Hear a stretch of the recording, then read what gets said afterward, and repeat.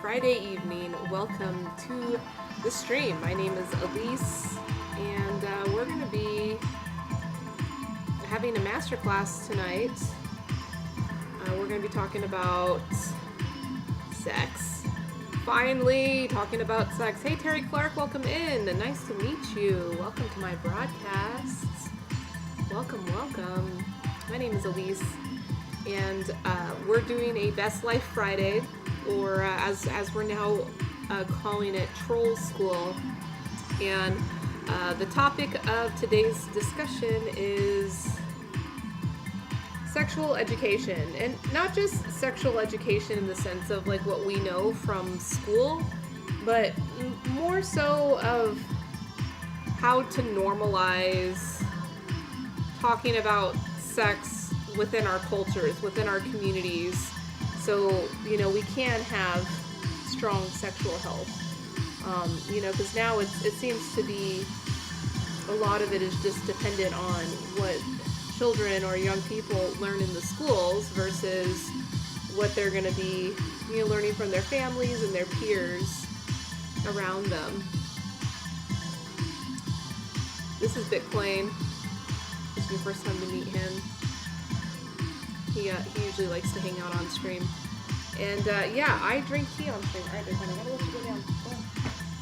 So I'm gonna get my tea going so we can have some tea flowing while we're having these discussions. Now on these Friday night streams that I do, they're usually pretty academic in nature, and we look at Google Scholar under different topics. Thank you for all the likes.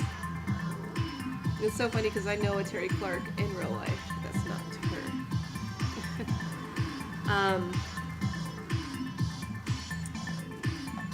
So we will be reviewing a couple of different articles that I found through Google Scholar, and hopefully we'll be able to dive into other topics and subjects based off of what y'all bring into the chat. So this is a very interactive co-learning experience. I am not an expert on this topic, but by the advice of chat from PopoCha, I've decided to make the focus of tonight's discussion on sexual health language and how to integrate sexual health into our culture more smoothly, because it seems to be a bit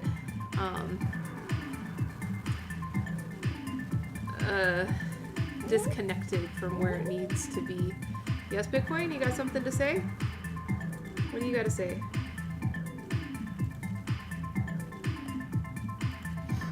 Alright, let me get my tea going. Ah, fuck. Every time I start my stream, I get a delay. Today's tea that we'll be drinking is a Gushu Shangpur. Gushu Shangpur from Yunnan, China. Very good tea. So Gushu means old tree. So this is coming from old tree. There's not a lot of like standardization in the industry of what old tree means. It could mean 100 years old, but the growers that produced this tea are using a standard of at least 300 years. Look at this dog. He thinks he's the boss. He thinks he's the boss. He can just jump right up. Alright, so I'm starting out just by priming all of my wares. Getting everything warmed up with the freshly boiled water. This will help kind of open up your leaves when you first put them into the gaiwan. And actually, this is a really good time to smell the leaves when it's in the warm gaiwan. This is called a gaiwan. This is the quintessential Chinese tea brewing vessel. It just means a lidded cup. So yeah, you're getting a lot of like really beautiful, musky, earthy, mineral, earthy. Like when it comes to pu'er tea, you're gonna hear that word as a descriptor all the time. Which, it's not a bad word to describe Shangpur. Now, shang pu'er is the raw style of pu'er. There's two styles of pu'er. One of them is raw, and one of them is cooked. You know, the shang or the shu. The cooked pu'er is essentially fermented in an expedited process. Oh my gosh, this guy. He's not gonna let me. Unless you go down and have your treats. You wanna go have treats on the bottom? Let me see. Let me get him the treat down there. You can leave me alone, and I can brew my tea in peace. Alright, there we go. See? It's a win-win. I can brew my tea in peace. Alright, so I'm gonna add in my my boiling water.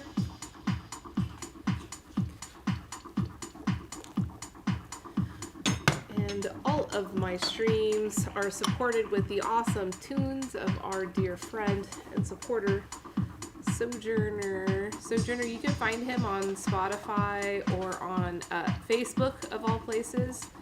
He's very well connected on Facebook. But if you're enjoying the music, yeah, check out Sojourner. I don't think he has a website even. Bitcoin, I told you no. I told you no. Sorry, buddy. I need to focus on my tea.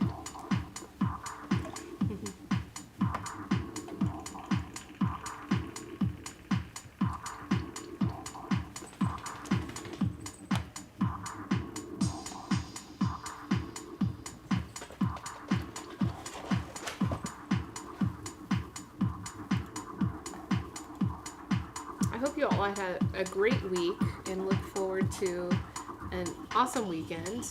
I am. It's definitely going to be a weekend of relaxation.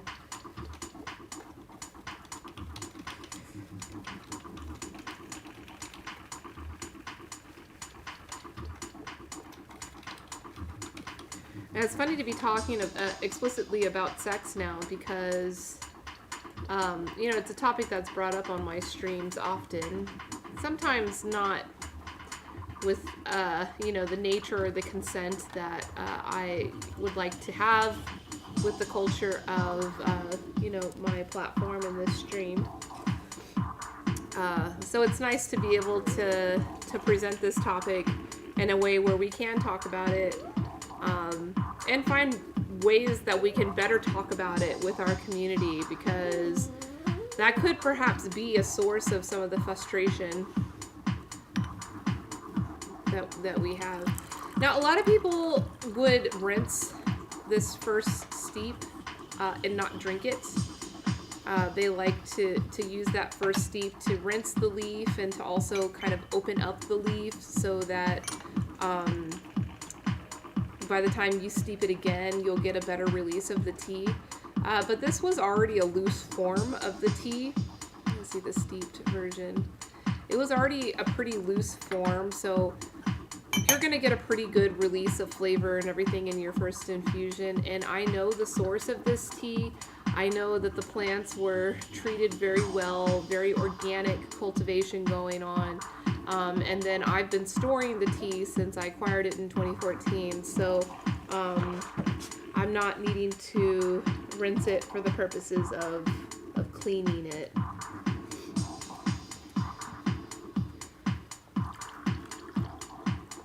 And there we go. I'm using a large size cup. Sometimes I'd be using a smaller cup, especially if I have other guests at the table with me. Bitcoin, I'm sorry, you're not sitting up here with me right now. Maybe later. Go take a nap and come back and we can hang out. He has attachment issues, my dog. Alright, so the reason why I chose this tea was because I haven't had any caffeine or any tea today yet. Hey Anthony, good to see you. Thanks for the like. So I wanted something that would, you know, help give me energy and pep me up for this conversation that we're going to have tonight. I have already pulled up a couple of articles that we could start with. These sessions that I do, these broadcasts that I do are very open-ended and are very dependent on the engagement from the community. So please feel free to comment, react, ask questions, give recommendations, and we'll let the conversation go where it needs to go. So I guess like what I wanted to do first to kind of open up the dialogue here and open up what you know, I'm thinking about when I set up this topic. was maybe understanding the context of sexual education, sexual health education specifically, among young people in the education system, because that's the status quo. That's where most people are receiving most of their sexual health education is through their schooling. So I wanted to see some research and some understanding of what the current state is of that right now, and then we can start exploring other topics. And really, I'm not trying to talk exclusively about schools and about how to tackle this subject in schools, because ultimately, when it comes to consent, when it comes to emotions and relationships, that's something that we have to learn for the rest of our lives, until we die. Understand those things, because we're going to be evolving in those things, and those things are going to be changing as we age. And so, we have to keep engaged with the conversation, and it doesn't mean that we need to go to school for it. It doesn't mean that we need to have special adult learning for continued sexual health education. But, this is something where culture and potentially social media could be a place for continuing these conversations, continuing this education, and as always, in the theme of trolling and gaining reactions. Of course, trolling with love. We do not promote, or I do not promote, any kind of hateful trolling here, but I do find trolling to be a very effective means of communication, of especially changing a culture. So hopefully the conversation will lead in that direction. But just to start off, the first article that we'll be looking at is specifically about kind of the status of sexual education in the school system, and some findings that have been made by researchers. This first article is a little bit older. It's from 1999, so that was like pretty much when I was in sexual education classes. I think we did it in middle school. Do y'all remember when y'all did yours? I believe I was in 8th grade, so that's like 14 years old, which I think is a completely appropriate age. I would say even younger would be appropriate to start opening the conversation, especially if we're going to approach it as like continuous conversation versus, because the way that I was exposed to it was just like one class. You had your special sex education, which your parents had to consent to. My parents had to sign off a letter saying that I was allowed to go to this sexual education class, or I was allowed to attend this sexual education class. And there were students in my class that did not get permission from their parents. So there are parents that do believe that this kind of education doesn't have a place in the classroom. And so that's something else to talk about, is like how something so primal and so basic in our biology and humanity has been so tabooized, where we won't even talk about it. And perhaps we'll end up finding out if there's some kind of consequence whenever this subject is not brought to the table for young people. So again, this is from 1999. Is the impact of condom distribution in Seattle. Yeah, Tev, I don't think that it's like a unanimous thing across America that parents have to sign it. I just know where I was, and at that time I was in Southern California. Okay, Bitcoin, come on. He's being a crybaby. I let him be such a spoiled dog. I let him do whatever he wants. He just cries a little bit and he gets what? You're gonna come up here and beg even more? Just be grateful you're here. Yeah, I don't know, Tef. I'm not too sure if, I don't think that the parent consent thing is across the board. Old fashioned. Yeah. Or perhaps it's not old-fashioned, you know? Like, I'm starting to feel like when we say things are old-fashioned, when we're really meaning to say that it's conservative, like, I think that it's kind of misleading to call it old-fashioned, because I'm sure if we were to look at other, more ancient societies, or, yeah, I think ancient would have to be. We may find that sexual health education was handled very differently than it is now. But I didn't look at these articles at all. But, so this one I thought was kind of interesting is, it asks the question around, like, if you give condoms to teenagers, are they going to use them? I mean, you would hope yes. But, there's some argument that you shouldn't, because then you're exposing them to it. And if you didn't expose them to it, then they would never use them and do those acts. So, yeah, this may be a bad article. We'll find out. I have several lined up, so we'll see where the conversation goes. In an effort to reduce unintended pregnancy. Oh, and this is another reason why this topic is very important for us to be discussing now, is with the question of an abortion ban, coming into place in certain areas of this country. It means, yeah, we need to work on heightening our sexual health education for young people if abortions are not going to be available to them.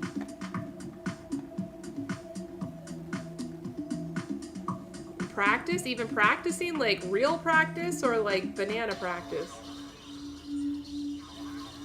We did not practice, like that was not part of the curriculum on the 1 hour sexual health education class that I took in middle school. They didn't even talk about, they talked about condoms, but there was definitely, cucumber practice. Well, that's a good use of a cucumber.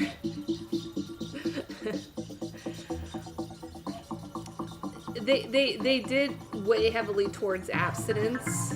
And I know that's another big argument going on is, abstinence education is not the most effective way either. It just is going to lead to more risky behaviors. Because people are going to do what people want to do. Just like I said, this is something that is one of our most primal needs, similar to our need for oxygen and food and water. We can't.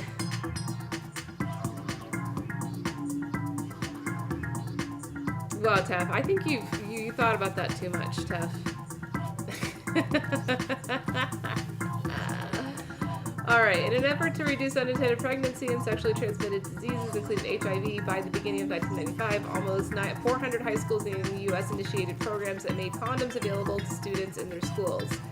If these programs could remove barriers to students obtaining condoms by improving access and reducing embarrassment and cost, if they could improve student norms regarding condom use, then the programs might increase condom use and reduce unprotected intercourse. Because school condom programs are relatively inexpensive to implement, if they can be shown to reduce unprotected intercourse by even a small amount, they might be cost-effective component of an overall effort to reduce unintended pregnancy and STIs among adolescents.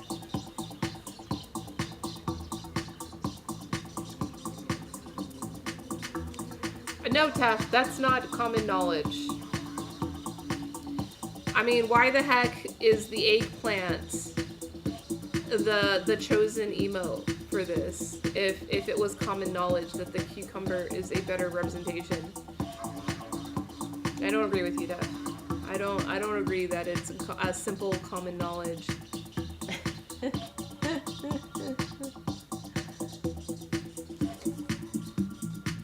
Yobareta, nan desu ka? Now you got me going to my dictionary.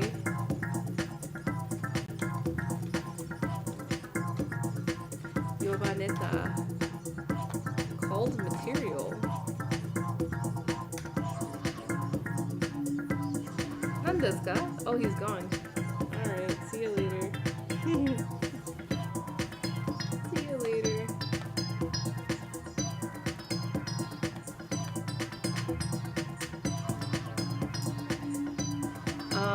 All three indicated, only three published studies. But it's not a secret, Tef. That's what's dumb. It's not a secret. Everybody knows. And even if a more literal icon, such as the cucumber, was selected, the people that it's meant to be a secret against would still not get it because it's a vegetable.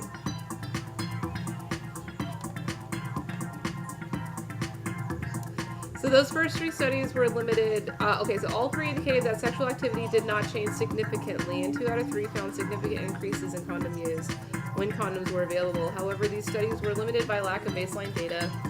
Okay, so let's see why your study is better. I'm going to just jump to the findings. I'm sure the methods were that they, let's see, they worked with 7,000 schools. So they had condoms in baskets in 5 of the schools and clinics. Condoms and vending machines. Oh my gosh, I could not even imagine my high school. Yeah, absurd. What's absurd? Tell me what's absurd, Pikachu. I couldn't even imagine my high school having a condom machine. That would have been so controversial, even though there were several young pregnant women in my high school. That still would have been considered a very taboo thing. Okay, you found the rules. Sex education is part of the compulsory subject, health and sex education and family knowledge. It can be taught at all grade levels based on the subject's goals. The subject is timeless. This means that the subject must be integrated into the scheduled subjects. Yeah, that's a lot healthier way of, it's a lot healthier way of handling sexual education. Because it's a constant thing. It's not just one class.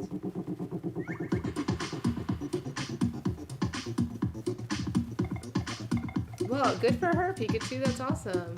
I hope they do that for you. That's funny.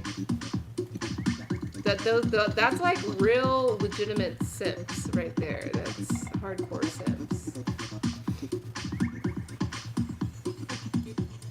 Hey Tef, did you learn about the female orgasm in your sexual education?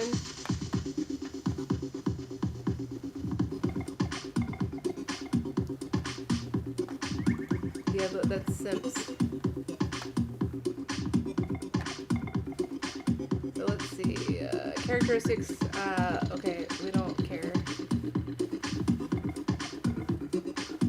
So it revealed that 29% of all students obtained at least one condom at school, but only 13% of the students actually used a school-obtained condom during sex. These percentages were higher for the more experienced students. Among students who had ever used a condom from school, 62% had used 1 to 5 condoms.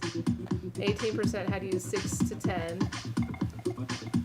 21 had used 21 or more. Good for them.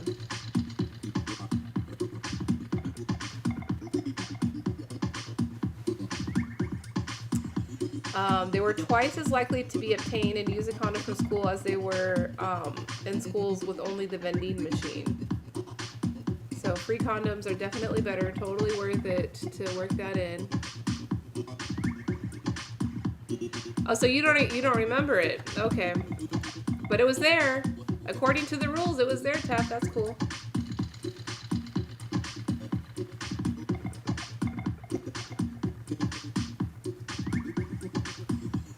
Yeah, it's funny, Pikachu. They're in their own cosplay world.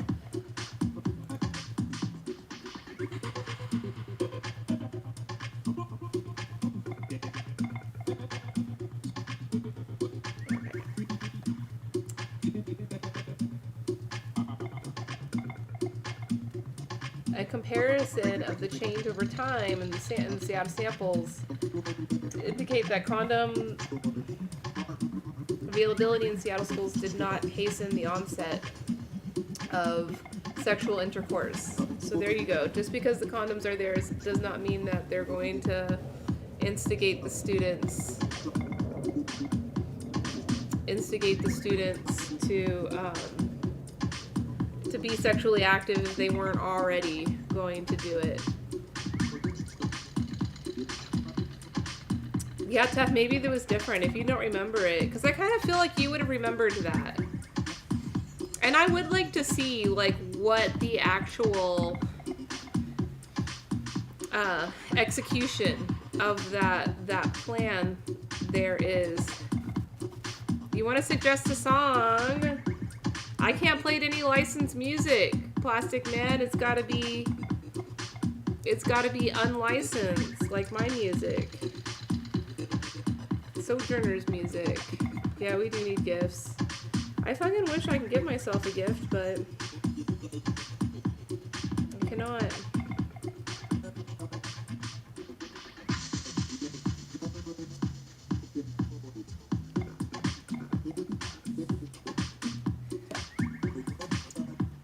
I mean, yeah, if it's on SoundCloud, let me know what it is. You can tell me. I use SoundCloud. Yeah, Tef, I'd like to see what the execution of that rule is. Like, every class is required. That would be really interesting if teachers, like, every single subject was required to integrate.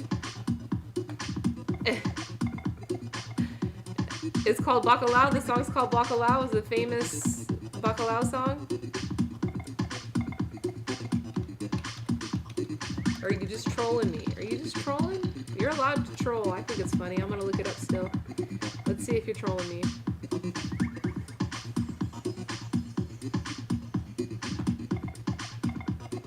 Bacalao.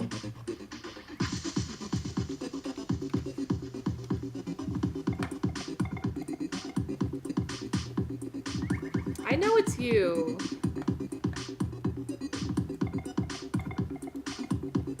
I know it's you, Joel. Joel's Bacalao. Alright. I'm gonna play whatever Bacalao song comes up, just for you.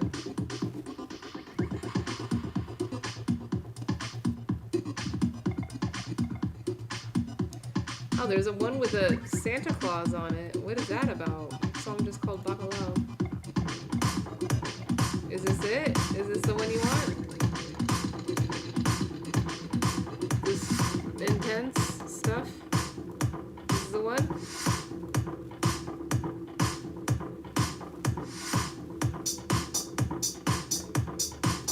I'll give it a chance.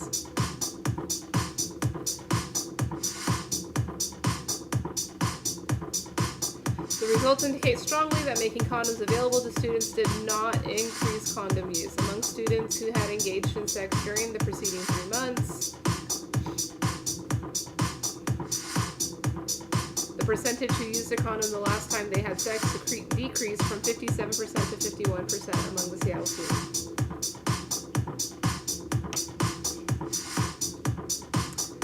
What it actually decreased?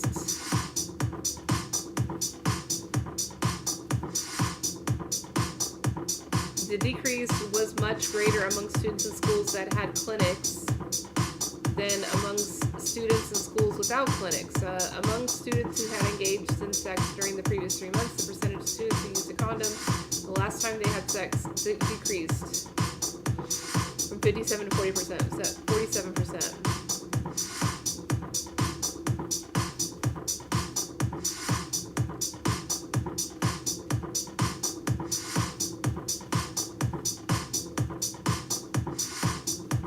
I guess they all realize they don't like it. That seems like it's gonna be licensed music, but I'll look at it.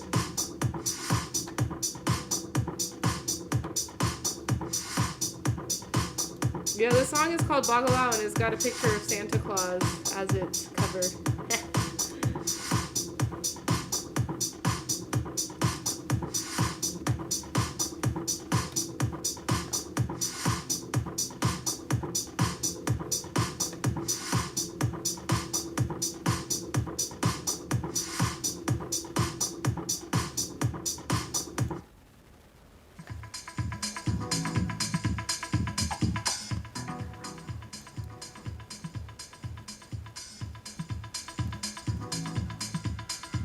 this one. Oh, you got blocked. You got censored, Joelle. You got censored. I'm over here talking about sex and condoms, and you got censored. What'd you say?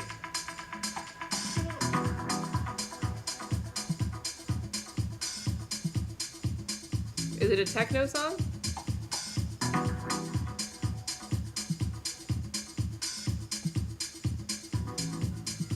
Yeah, I would like to hear a song about Buffalo. Nah, not this one? Or it's not techno? Pimpa.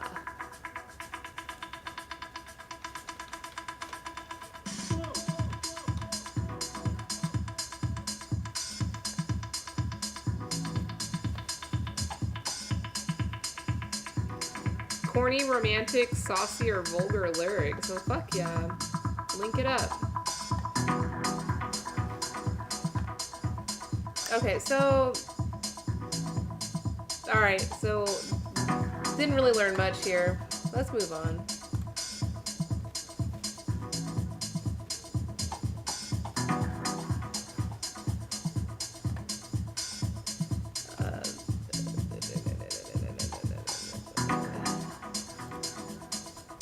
This one I thought was going to be an interesting article. This is probably more recent. This is 2017. All right, we're working with some modern information and data now. Photo sharing social media for e-health, analyzing perceived message effectiveness of sexual health information on Instagram. All right, let's look up. Since you're not gonna freaking tell me the name of the song, I'll find one. I'll find a Pimba song that we can enjoy.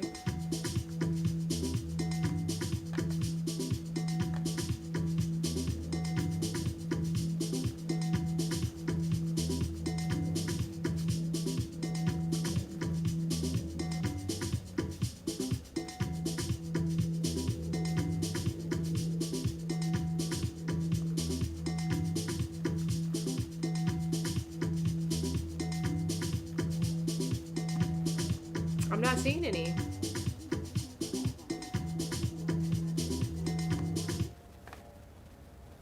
What is this?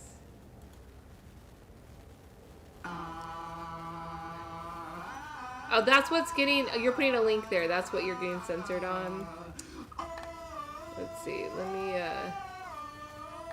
me turn your link sharing on. What should I look for? Yeah, you can't share a link here.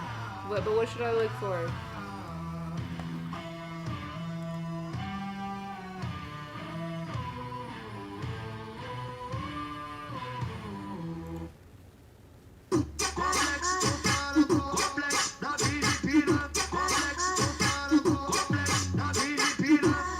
Ninguém te forçou, tu vem cheia de tesão. Tu tá na treta de abate, tudo do Fonsequistão. Ninguém te forçou, tu vem cheia de tesão. Ninguém te forçou, tu vem cheia de tesão. Tu tá na treta de abate, tu tá na treta de abate, tu tá na treta de abate, tudo do Fonsequistão.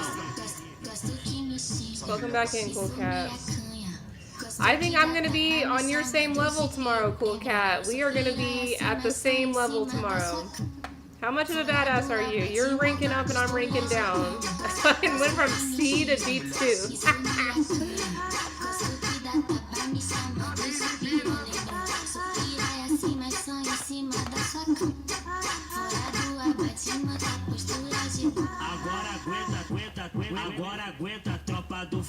Yeah, it's definitely a premium song that I won't be able to listen to. It means it's definitely licensed. You don't like this? Joelle, you don't like this music I'm playing for you? Don't play it. Alright. Why not? Why the fuck not?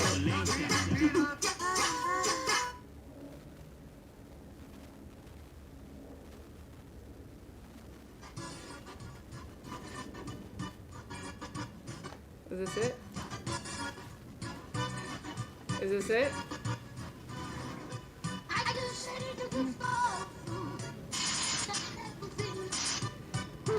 I usually don't understand anything, Joelle, so it's okay.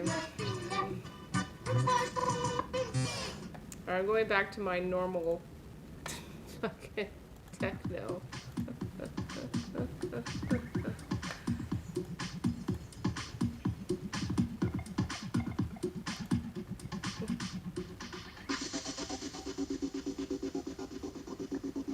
Yeah, I'll look up the song another time, but yeah, I'm definitely not playing licensed music on here. All right, I'm gonna continue on with this little study. Some security. Wait, Joelle, maybe the language is not translating well.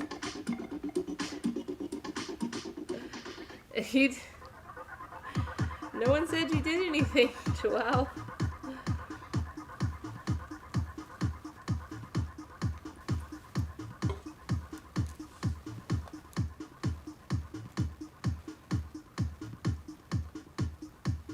Welcome back, Esset. You're looking up the song, Taff? Alright, enjoy it. The spread of sexually transmitted transmitted infections, human immunodeficiency virus, and unplanned pregnancy are health risks that young adults face. You did not fail me on that. Although, Joelle, when I posted pictures of that lunch, so many of my friends, my foodie friends, told me, like, that it's overrated. They said, oh, that place is overrated. There's way better places. They said it was overrated. I enjoyed it. I look forward to going back to Portugal. I want to go to I want to go to more places. I want to spend more time. Okay, so let's move on. I'm not going to read all of this introduction. So this study explores how visual formatting, information seeking, and information processing impact perceived message effectiveness for health promotion on photo sharing social networks. What do you think that is? Jealousy? You think people just jealous? You just jealous?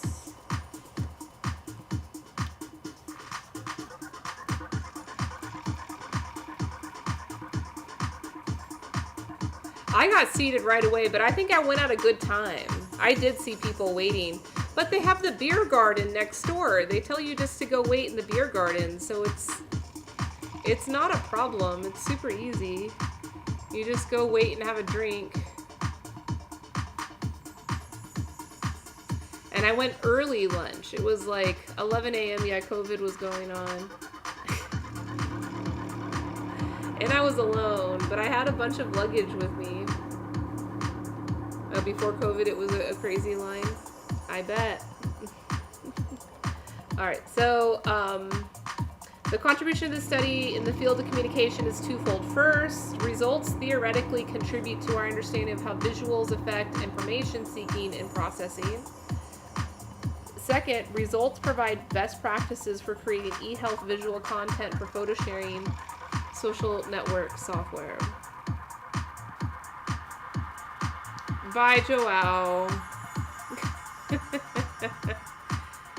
Yeah, I love you too. Love you too, Joelle. Bye-bye.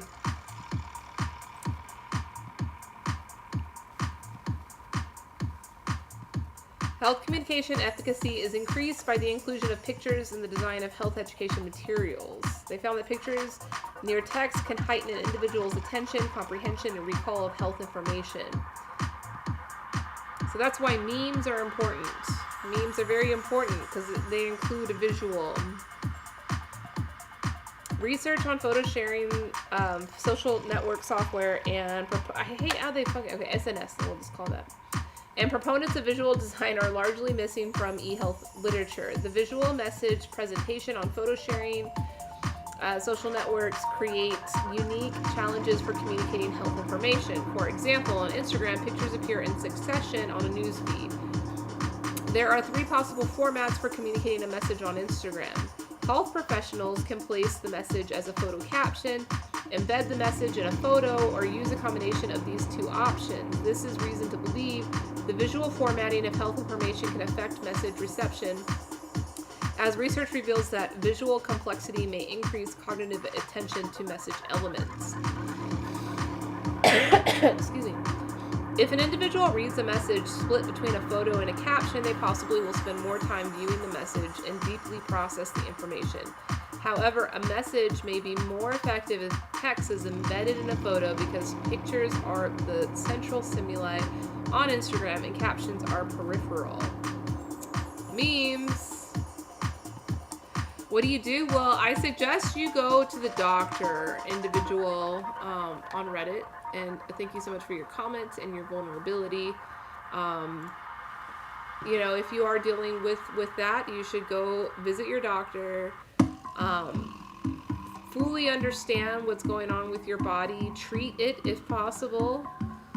And then after that, you really think about your sexual availability, right? Because that's a component of it too, right? Like, just because we want to have sex doesn't mean we should be having sex or we can have sex, right? Because sometimes we can.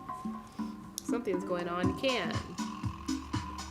But in the case of having an STD, it's really important to be aware of that and to include that information with your awareness of your sexual availability.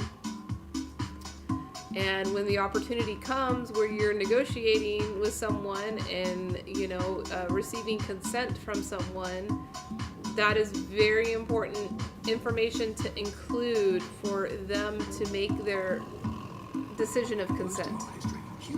So, that's all I've got to say for you. Thank you for your vulnerability and sharing. The present study offers an innovative approach to testing message effectiveness by using an experiment to investigate the effects of visuals on information processing. The messages used in this research emphasize condom promotion because of the numerous sexual health campaigns that use photo sharing, social networks. Hey, buddy boy, how's it going?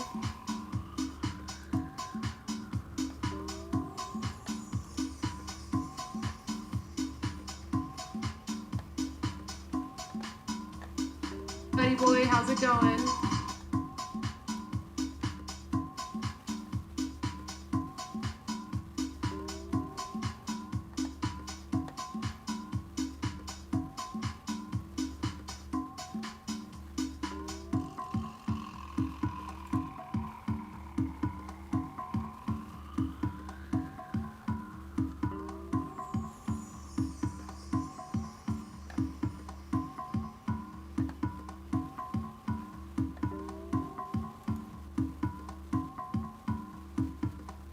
Buddy boy, how's it going? Sorry about that.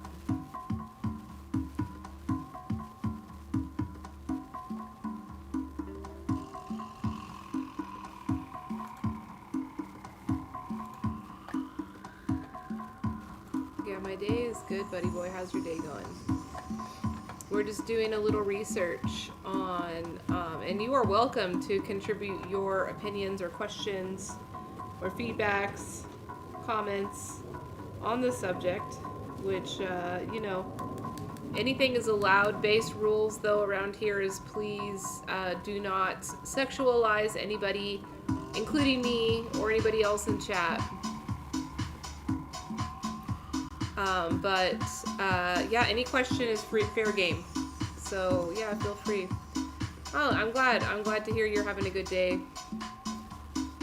So yeah, we're talking about how we can better normalize talking about sexual health and sexual health education, not just for young people, but for all people. And the article that I'm currently looking at here is from 2017 from the Journal of Visual Communication in Medicine, talking about how photo sharing, social networking apps can be an effective platform for offering, health education, which, for us is relevant because maybe it can, in us, like, learning about this and discussing this, like, we can learn what part we can play just as individuals, just as community members, of helping to normalize these conversations. Because it is very important for us to talk about sex, because we're going to do it. Like, everybody's going to do it if they want to do it and they consent to do it. But, a lot of people are not equipped with the good information for making the best decisions regarding their sexual health. So, you don't have any questions? That's cool. Thanks for being here.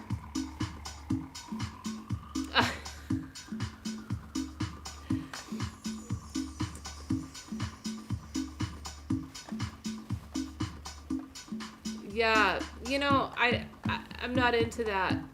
Not into that. So, sorry about that, buddy boy. If you have any questions in regards to the topic we're talking about, you're welcome to. But yeah, if you say something like that again, we'll probably not include you in the conversation. So please be nice.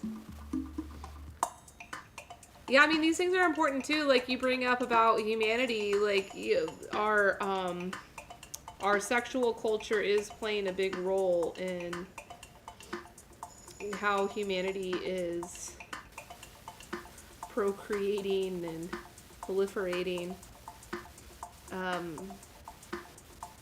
So yeah, it's important.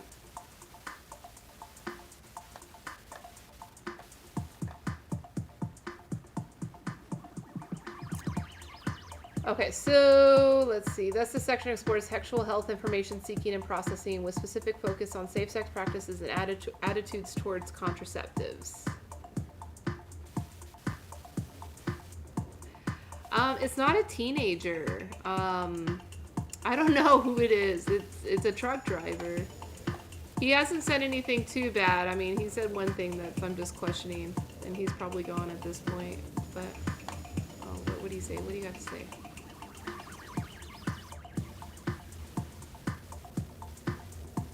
Okay, so Tess got the question, do some papers say that normalizing talking about sex give people a stronger stand on their boundaries around sexual acts? Yes, I believe that they do, Tess. I, unfortunately, in this moment, have not read those papers in this broadcast, but I have heard of that before. I have, and like, it's a common topic among, like, polyamorous communities and activists, that advocate for polyamory, is that like, sex positivity, which a lot of times does get associated with the polyamory community, ends up leading to safer sexual behaviors. Because when you're in polyamorous or sex positive circles or, relationships, you're going to be more prone to, like, set those boundaries. Because you are talking about sex and it's not this taboo thing, like, and you are likely to set the boundaries about, okay, well, if we are going to be sexually active outside of our relationship, we're going to be safe and we're going to use condoms, because I have read a study. I did read a study years ago that said that monogamous couples were more likely to give each other STDs than polyamorous couples, because the polyamorous couples are, like, much farther established in their sexual boundaries, and because they are seeking or having other sexual partners, the use of safe sex, like, is much higher than, like, a monogamous couple who is accustomed to monogamous sex with a single partner, which will probably not involve safe sex practices, and when they do seek sexual partners outside of the relationship, they're going to be more prone to not use safe sex practices because they're accustomed to not using them. So yeah, that was kind of, and that was like a research paper. I mean, I could look that up and we could read it together, but that was something. So I do believe that what you asked is true.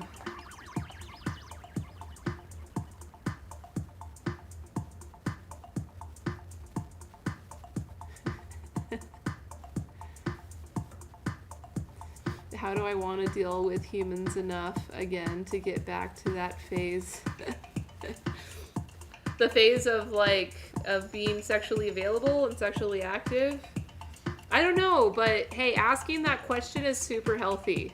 That's like super healthy to be asking that question. Yeah, because if you're not available and not wanting, because there's probably a bunch of people that are sexually active and are seeking sexual validation that hate people. I mean, don't even get me started on the patriarchy and misogyny. You know, how many men actually hate women, even though like they're constantly seeking sex and approval from women. They actually hate women. So, that doesn't make sense. That doesn't seem like fun. No, buddy boy, I'm sorry. I'm gonna let you go. I don't like how you're interacting with us.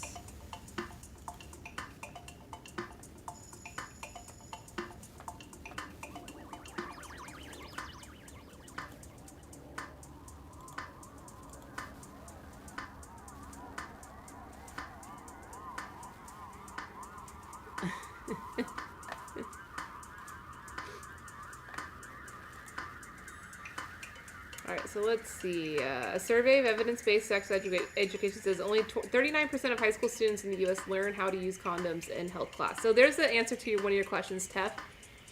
Only 39% of U.S. high school students learn how to use a condom. Because there's still a lot of this country that adults and parents... good night, Memphi. Thanks for coming back and saying good night. Thanks for coming by. Love ya. A lot of parents feel that exposure of condoms to their children is going to encourage them to become sexually active, but as we saw from the other study, exposing them to condoms also doesn't improve their condom use, but it doesn't increase their sexual activity. So, you know, if they're going to be sexually active, they're going to be sexually active. Being exposed to condoms is not going to increase their likelihood of being sexually active. But being exposed to accessibility, having access to condoms is not going to increase their condom use. So that was something we learned in the last paper.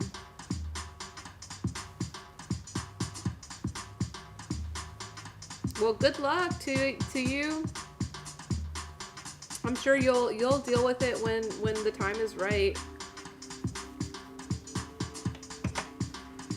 That was really actually the topic I wanted to talk about tonight, more so than just, but I realized that actually we have to tackle this like normalization of talking about sex in our culture before we can get to the next level, where I wanted to talk about sexual availability, like the importance for us to understand our own sexual availability before we go and seek sex, because you know we may feel as if we need sex, but we may not actually be in available state for it, emotionally or physically. But I couldn't find much research on that topic. And I think that's just because culturally, all of these subjects are so murky and unestablished, and it's like it's primal shit. But anyway, all right, let's see what else they're saying here. Teaching abstinence is a necessary and critical part of sexual health education, but Santelli argued that teaching only abstinence fails to protect against sexually transmitted diseases, HIV, and pregnancy. It is ethically problematic because withholding protective sex information restricts health literacy and hence threatens basic human rights. Research showed that young people have unanswered questions about contraceptives, and an analysis of the text messages adolescents asked of a sexual health resource, 13% of the questions focused on contraception, with nearly 60% of those questions being about condoms. Without learning about safe sex in school, young people may seek information from less credible sources such as friends and mass media, including social media, which in turn may adversely inform sexual behaviors. Mass media produce hypersexualized content, yes, yet media messages specifically pertaining to proactive sexual health are rare. When mass media show health messages, they often provide misleading or reinforce sexual myths. For example, sexual health topics in magazines are frequently accompanied by visuals that frame sexual health as embarrassing, which may undermine the accompanying information. Hey, Rave with Shy, welcome in. Nice to meet you. We are talking about sexual health education. Please feel free to... Oh, yeah, this is Bitcoin. Bitcoin is a Cheagle. He's a Chihuahua Beagle pup.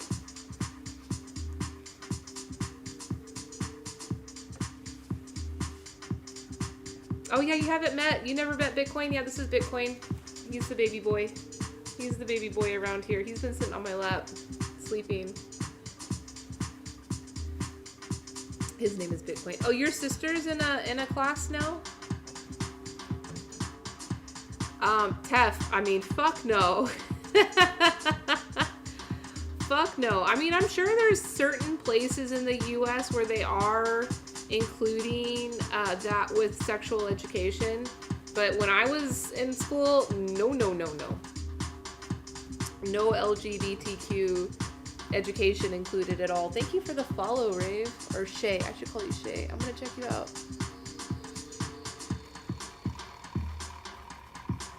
Are you streaming? Are you gonna be streaming? You're an advertising exec. Awesome. Welcome in. My name is Elise. I am a tea importer. I am based in Las Vegas, Nevada.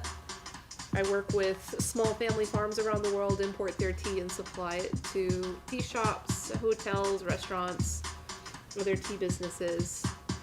So I drink tea on my stream and talk about civility, kindness, hospitality. Yeah, it's nice to meet you too.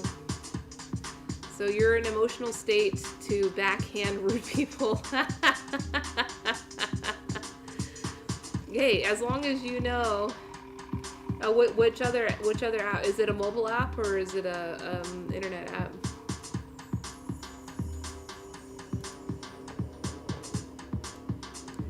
See, that's the thing, like, once you let go of this, like, societal pressure that you feel that, like, you need to be having sex, and yes, women feel it too, even though... Oh, DJ Animal, cool. I know them, awesome. Well, thanks for coming by here and coming by my broadcast. You're welcome to get your Poke Boxes and your coins. And just to let you know, if you become a core fan on my broadcast, I send you tea. I send tea in the mail to all of the core fans. So if you're interested in tea, like, this is a worthy broadcast to hang out in.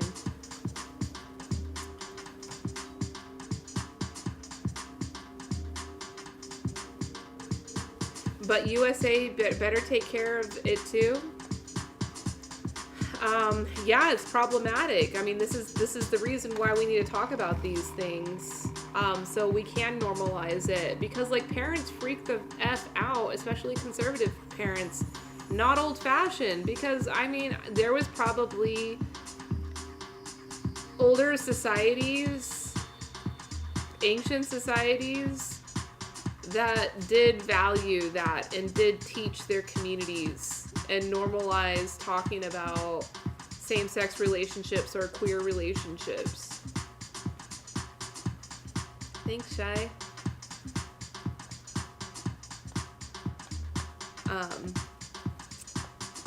So just to let you know, I am also streaming to other platforms as well. So that's why there's other chats that I'm engaging with. But yeah, right now I'm doing a deep dive into sexual education. Actually, in the article I'm reading right now is really cool because it's about how to integrate health education, sexual health education into like social media, which is cool.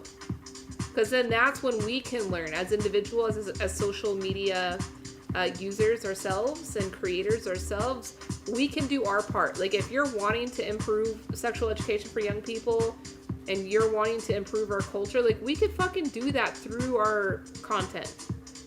It's not, you know, like tomorrow it's going to change the world, but like by understanding the like how our content and us as creators can be activists and our content can actually be culturally significant. Yeah, we have a lot of influence.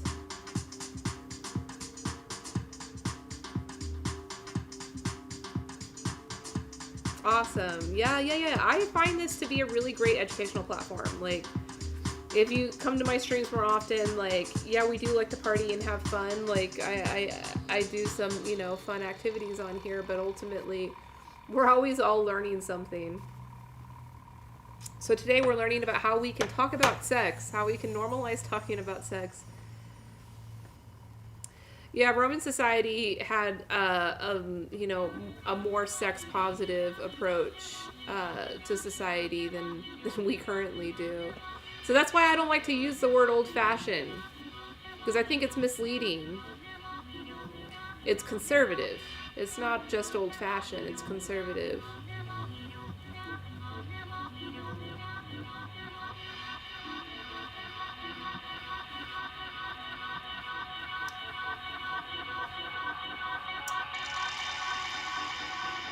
Research of youth living in Greece found that the low cost of condoms and ease of access to them make condoms the most used form of birth control in the country.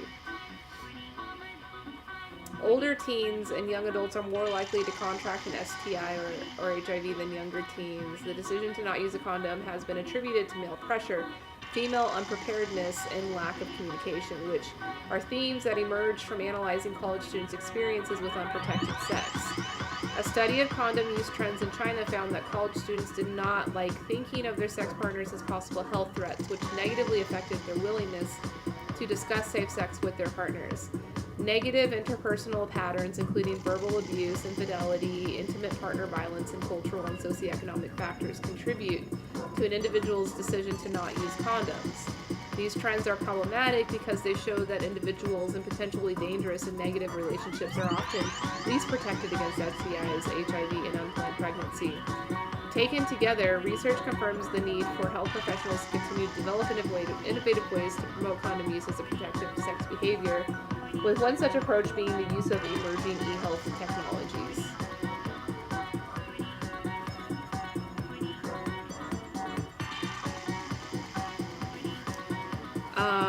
Yeah, this app blocks almost every word. I'm gonna look that up. Is that the Goop? Isn't that Gwyneth Paltrow? Is this a movie about Gwyneth Paltrow stuff?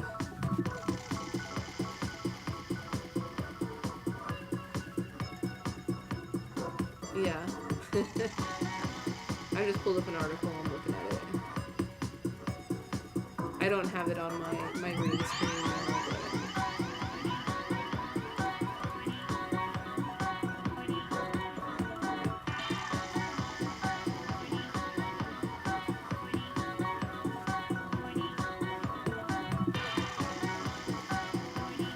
Their erotic blueprint. Well, it helps partners understand what turns them on. Hey, well, that's cool. So it's a quiz.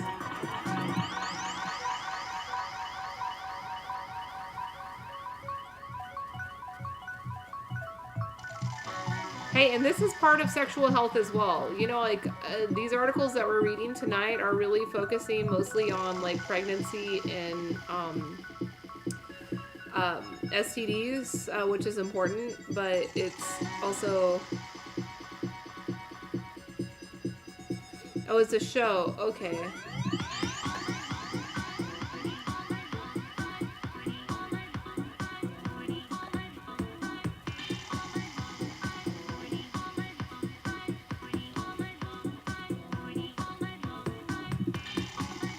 Oh, interesting. It is a show. It's on Netflix. Oh, okay. I should watch it. I will watch it.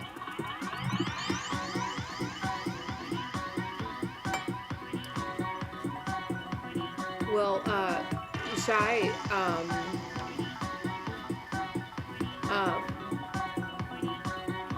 thank you for sharing that vulnerability with us. What's your, are you going through with it? I mean, yeah, never mind. You don't even have to share that vulnerability. You've already shared enough vulnerability with us. But yeah, if you feel like your experience can help improve the understanding around this topic, please feel free. Feel free.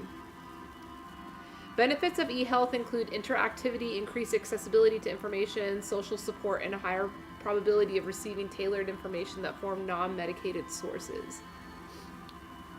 Oh, you lost. I'm sorry. Yeah, I'm sorry about that. I mean, speaking on, like, fertility health in particular, what? Oh my gosh. Like, I'm, like, nearly 40 years old, and I'm still learning stuff about that. I've never had children, but, like, I'm still learning stuff on that.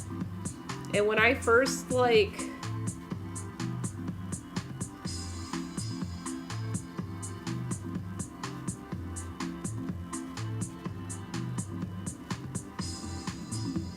Okay, I was gonna say tonight, what are you doing right here? Sorry.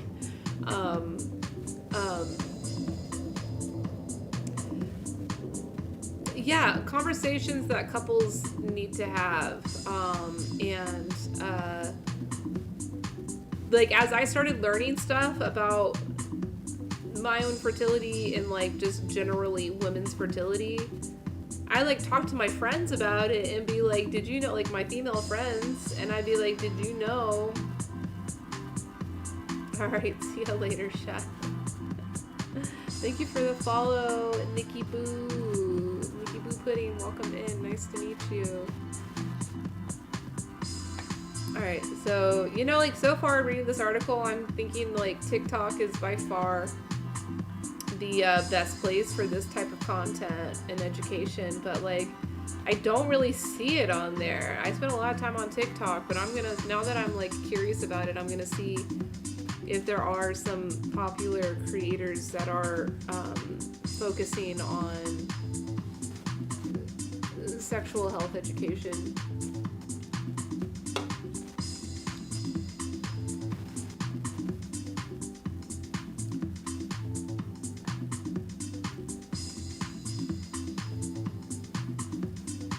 ICYC uses the following tagline to promote their services. What are you curious about? Ask ICYC questions about sex, your body, relationships, birth control, STIs, or more.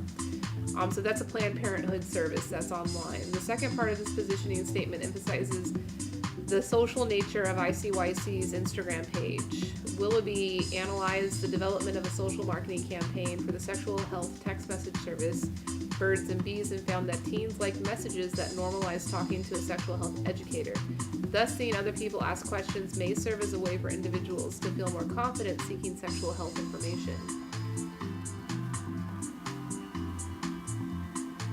One value of using social media as a platform for information sharing is the possibility to communicate from one to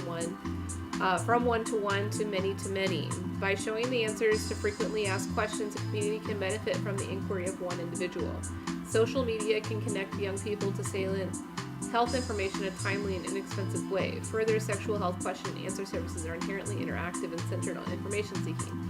For this reason, the current research is focused on the mechanisms affecting information processing, in which it is suggested that visuals play an important role in this process. That's interesting. That reminds me of when I was younger. Some of the most powerful places where I learned about sex outside of, go to your bed, where I learned about sex in general outside of, my sex education class that I had in middle school, were like almost like what do you call that? It was like embarrassing sex questions that people would ask in magazines, as well as in like call-in radio shows, and who knows like if those stories are true or not, because it was always like sensationalized questions or sensationalized stories and not like really vulnerable, like true questions and curiosities that people have about the realities of sex. It was always these like really crazy, outlandish stories that I believe. Hey, Brian, what's up? Penthouse Forum, yeah, we're having it now.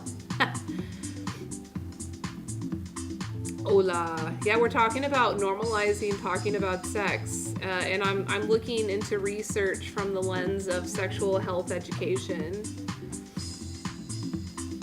Right now, looking at these researchers from 2017, looking at social media as a platform.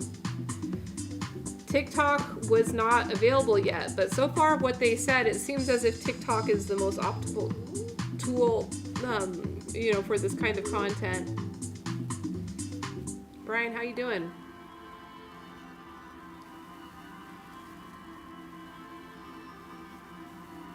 Yeah, Brian, for sure. I understood that.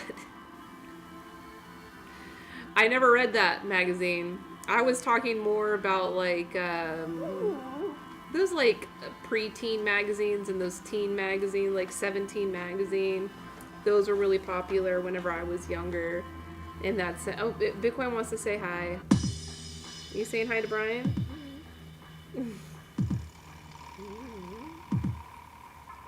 He's such a miserable little old man now.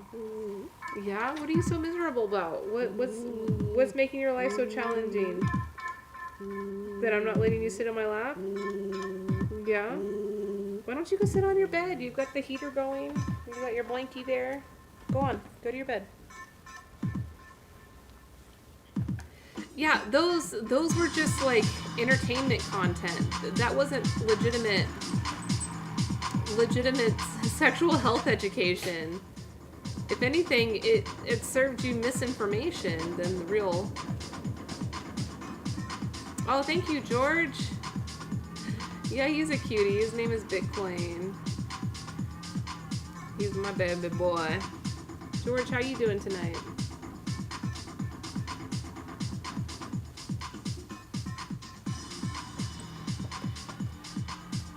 Yeah, that was just sensationalized content to, sell magazines.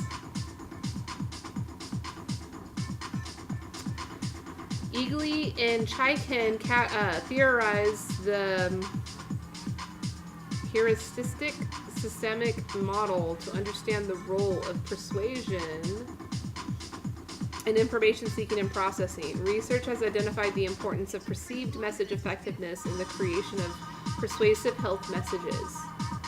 Thus, perceived message effectiveness is the primary outcome variable in this study, and it is a measure of both the content and strength of a persuasive claim. Manipulating the format of a message by placing salient information within a central or peripheral view may affect how a message persuades a target audience. This inquiry is explored with the following research questions. How does message design based on the visual placement of information affect perceived message effectiveness? And research question 2 is, how does message design based on the visual placement of information affect perceived message effectiveness after controlling for information processing and seeking motivations? This suggests that individuals are motivated by accuracy and the desire for correct information. Yeah. And those, like, Outside of like the radio call-in show, what was that one? It was the Love Connection, or what was it called? The Love Line. Adam, the guy Adam, the comedian Adam, that was like his first, and Dr. Drew. I think that was the only one that was like labeled as like a sex education forum. Versus, you remember that, Brian? Versus like those embarrassing sex stories that you saw in magazines. But Loveline was like an actual, I'm Dr. Drew and I'm here to ask your sexual questions. Oh, Tef, you want Bitcoin love? Aww. Bitcoin, see, like Tef is so kind. He sent Bitcoin love. Ooh.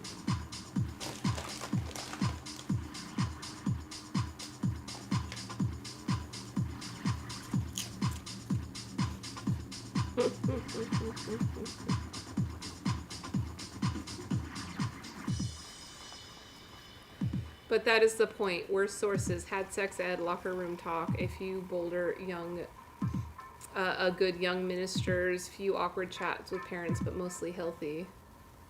Yeah, I mean, most people didn't have that much, Brian. But even with all of those things you had, do you still feel like you were like equipped? Dr. Ruth. Oh yeah, there was Dr. Ruth. That was another one. Yeah, that was another ridiculous one. And yeah, and the people that would call in for that, they were totally, it's like Jerry Springer stuff, you know? It was just like a fake story entertainment.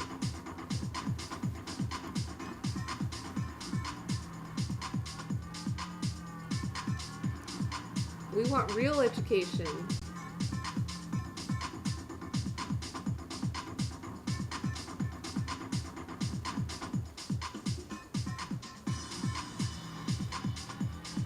Let's see, where's the next? So I'm gonna skip over the actual.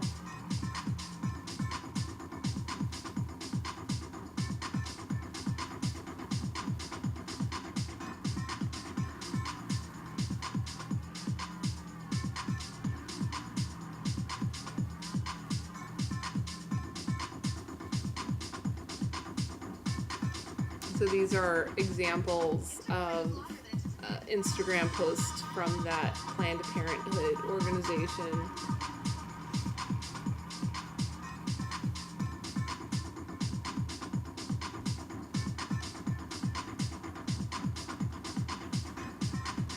Let's look at the results.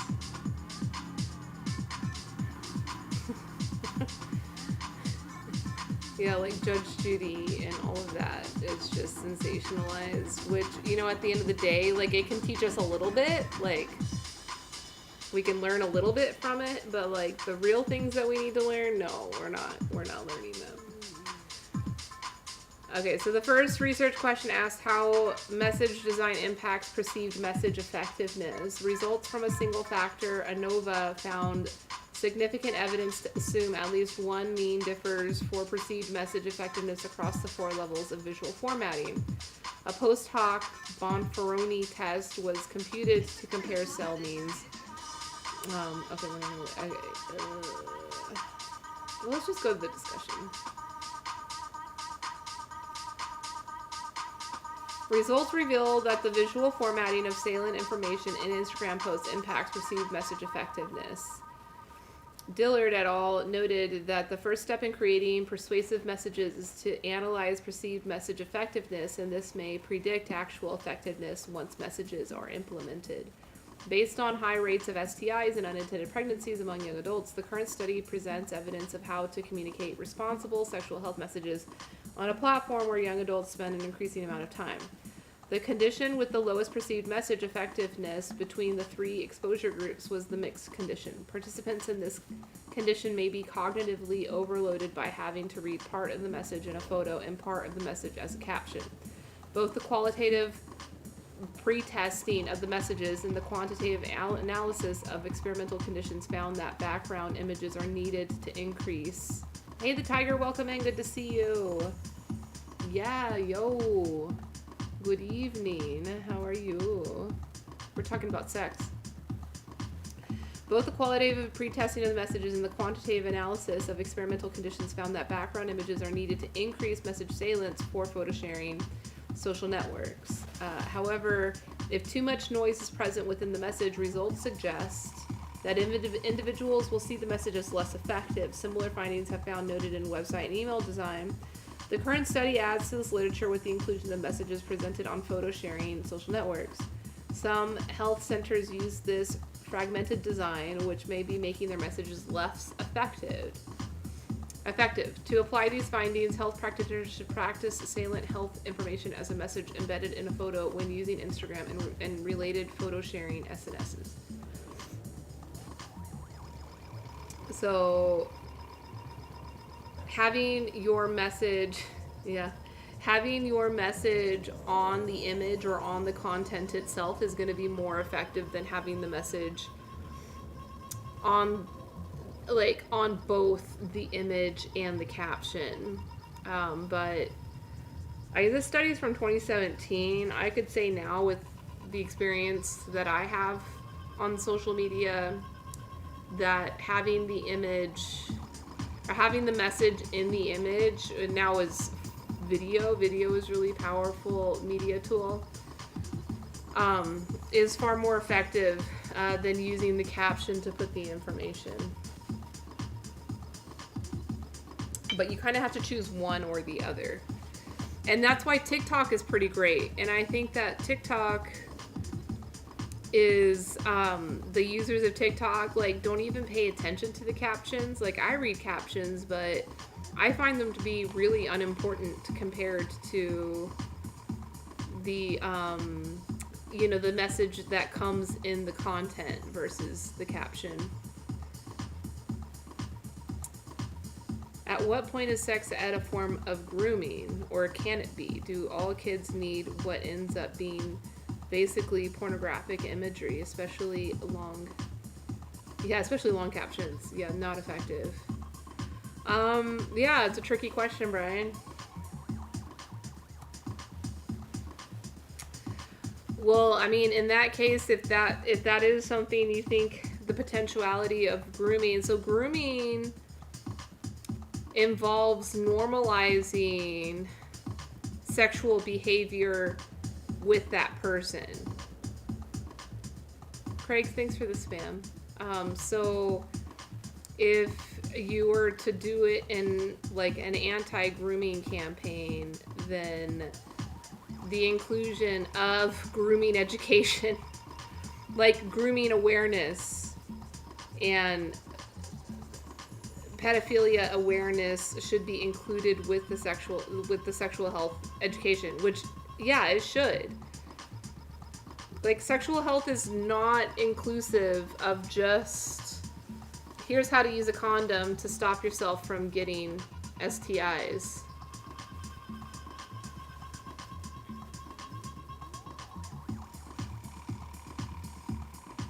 It's inclusive of emotional health, mental health,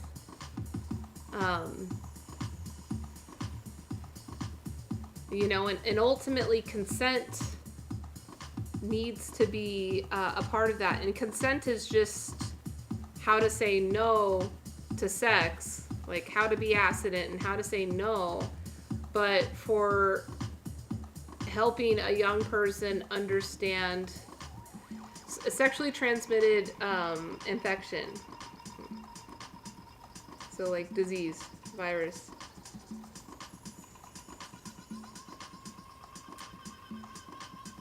Most sexual health education, at least whenever I was having it, they did not talk about fertility health. They did not talk about pregnancy. They spent most of their time freaking us out with pictures of different STIs. And just said, you don't want STIs. You don't want STIs, so use a condom so you don't get STIs. And also don't get pregnant. Use a condom, not get pregnant. And that was kind of it. There was no education about the orgasm itself. There was no education about the emotional, how emotions are involved, and it definitely no talk about consent, other than just just say no. Oh, really? What's going on in Scottsdale, Brian? Are they having some discourse about sexual education in their school system? I'm guessing so. I saw there was a state, I don't know if it was like Alabama or Mississippi, but I heard there was a state that they're trying to pass a law of taking out a whole list of topics and subjects from their school's approved curriculum.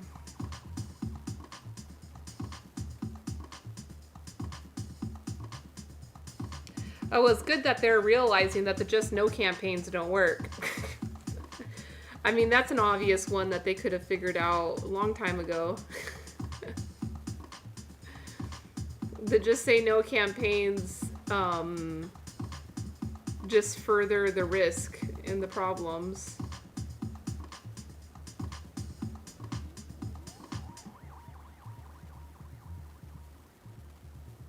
The role of theory in designing effective health messages is based on persuasion, which an emphasis on changing an individual's beliefs and attitudes. Young adults are often in the process of forming their underlying beliefs about safe sex practices. Seeking information about contraceptives is one way individuals can gain agency over their sexual health. We found that attitudes towards condoms and systemic information processing were predictors of perceived message effectiveness. These findings highlight that health professionals need to promote safe sex practices to individuals and influence attitudes towards condoms starting in adolescence. Yeah, I'm still thinking about that grooming question you had, Brian. I think that that's really powerful. So, yeah, that's it. You know, Brian Teff was saying he looked up like the Danish school code, like their education system, how they address sexual health education, and they're saying that it's a continuous curriculum that would come up in different subjects throughout the course of a child's education. It's not just one class.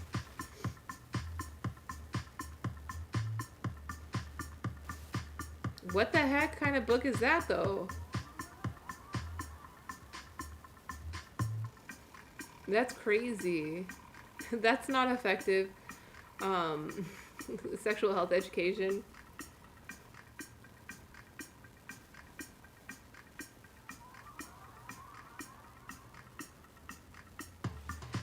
But as far as grooming, I have been seeing a lot of content on TikTok, viral content talking about the topic of grooming, and I think that that's pretty healthy.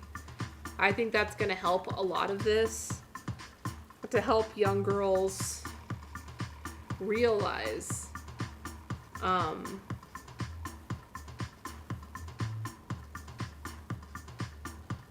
that they get caught up in things, or their friends could get caught up in things, and that they do have the power and they do have the knowledge to identify that and to call it out. Because when I was younger, do you think it's dangerous? That's a valid statement.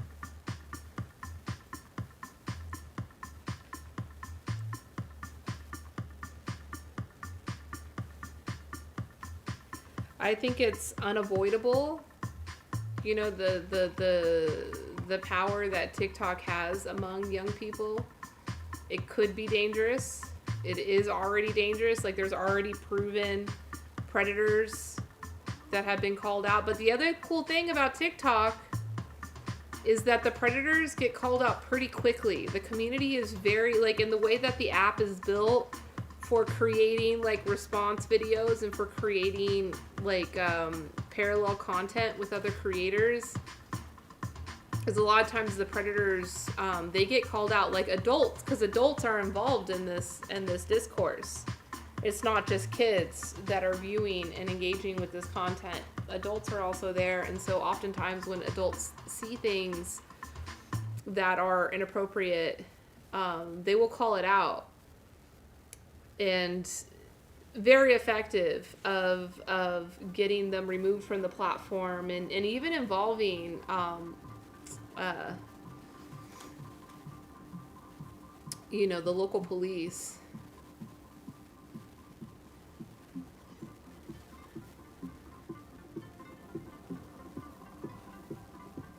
Yeah. Yeah, no, there's definitely opportunity for young women to be exposed, and for older men, and vice versa too. The older women can be doing it to younger men as well. There's definitely the risk of that exposure, and it happens. But once things start becoming sexualized, that is a big part of TikTok's like community guidelines. They're better at it than Instagram. They're better at it than Twitter. It's like sex workers are um, easily able to do very blatant conversation around their work on Twitter. On TikTok they cannot. TikTok's got pretty sophisticated AI, and of course, yeah, the algorithm is going to help an older man that's looking for sexualizing younger women. But it's something that the TikTok culture, and I'm sure the TikTok company, is very much aware of.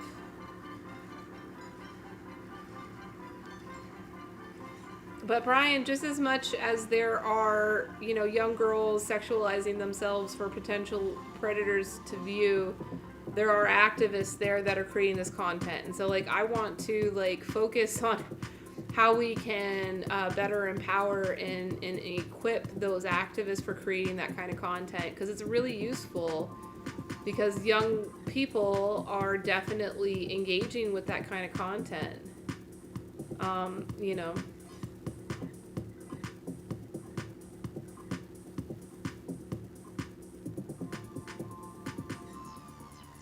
Yeah. No, it's true, Brian.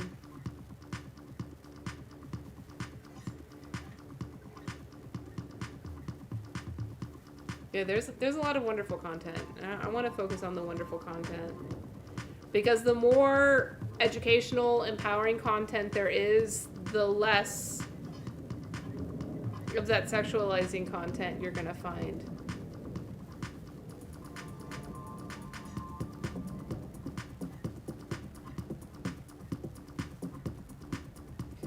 I mean, pretty much, TikTok is the only place you're actively seeing information around the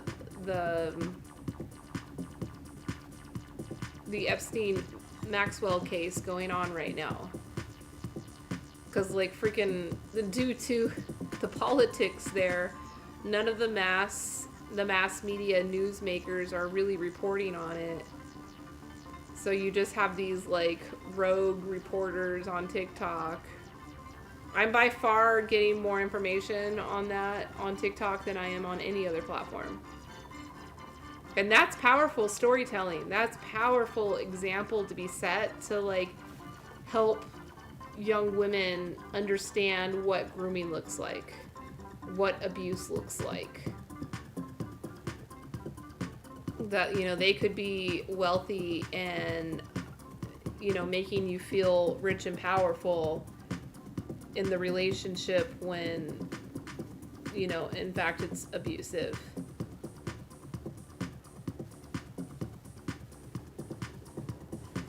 Brian, do you know how to use the block and not interested feature? You should do that, because the algorithm is smart. It'll listen to you. I've been able to pretty much filter out all thirst traps from my TikTok at this point. Where's the Maxwell info? Yeah, where is it? It's fucking on TikTok. I mean, I think TikTok has been removing a lot of content around it, but a lot has been circulating, which has been great. So Brian, when you're on content, when you're scrolling through your For You page, there's the like share icon, you can click that and it gives you like a bunch of options of what you can do with that content. And there's like a circle with a line through it that says not interested. So if you click that enough times, it'll understand, like the algorithm will understand you. So the algorithm is it's watching your behavior, so like how much time you're spending on videos, and it's gonna want to send you more content related to it, the videos that you're spending more time on. But you can actively influence the algorithm with that not interested, and then you can flat out block them as well. So to block them though, Brian, the block is different than the not interested, and the block is like far more effective. So an additional step, you need to go to the creator's profile, and once you're in their profile, the top left, there's like 3 dots at the top, or the top right corner of the screen of their profile. You click on that, you'll see that same circle with the line through it that says block. And if you do that, for a couple of days, to every bit of content like that comes, like your For You page will definitely change in your favor.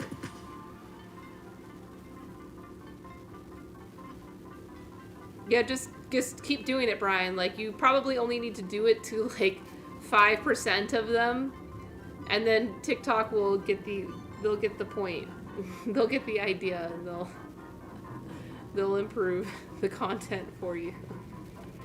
But yeah, I pretty much all but reduced all, like, yeah, I only every now and then does a little thirst trap come in for me.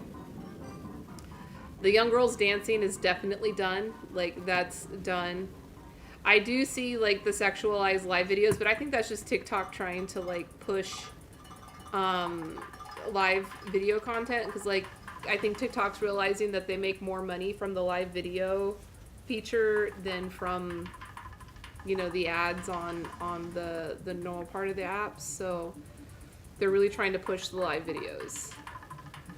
And it just so happens that the like sexualized young girls tend to make more money for TikTok in those live videos through the GIFs and stuff. But if you block enough of them, the algorithm will figure it out, Ryan.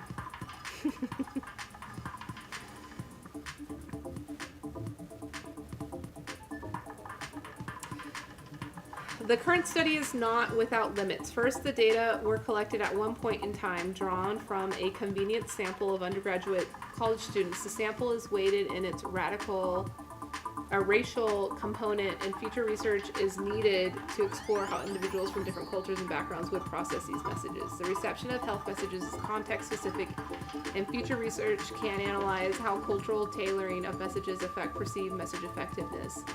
The likelihood to use a photo sharing Instagram service did not predict perceived message effectiveness, nor at all propose that it is unclear if perceived message effectiveness is evaluated by individuals as a measure of how much a person feels a message is effective for the self or for others. Future research needs to account for Perloff's third-person effect into the measurement of perceived message effectiveness. Blah, blah, blah, blah, blah. Okay, so this totally did not... It did not help. The internet is replicated with hypersexual and explicit mass media content. The present study takes a small step forward by providing best practices for effectively using photo sharing SNS to combat negative messages by using these platforms to promote positive behaviors.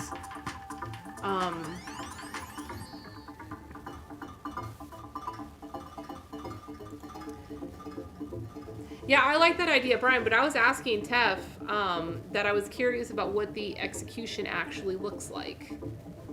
Right, so like the Danish government, their education system has their rule for sex education is that it's not just one course, it's like a continuous education that will come up throughout the student's entire education career.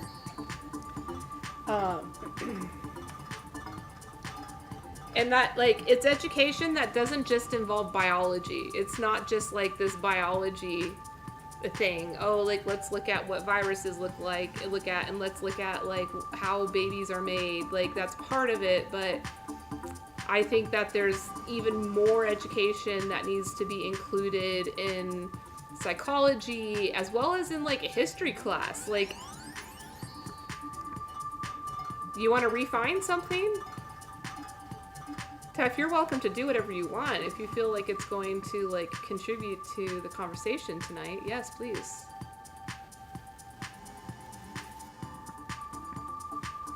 Yeah, Brian, the hearts and the roses thing, it's just a moneymaker. It's a crazy moneymaker for TikTok. That's why I'm saying that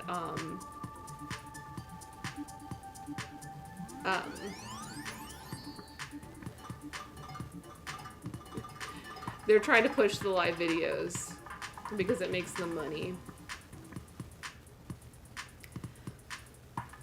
All right, Bitcoin, let's go down.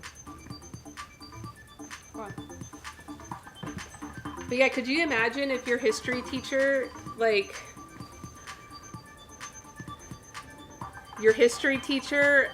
was tasked with creating a lesson plan of like, okay, every year you have to include sexual education as part of your history class, which maybe that could be like when you're talking about like ancient societies, of talking about what sexual health and what sexual culture was like in the past. You know, even though it's old history, it can be super relevant for young people to understand.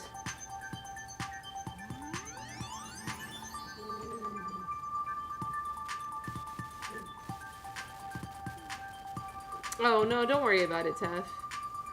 Yeah, psychology is important. It's super important. Yeah, it was totally not a part of my sexual education course. The psychology, like, I just remember the course just being all, like, scare tactic. It was just a bunch of, like, really powerful and moving images of STIs. And even the concept of pregnancy was not really highlighted in the class.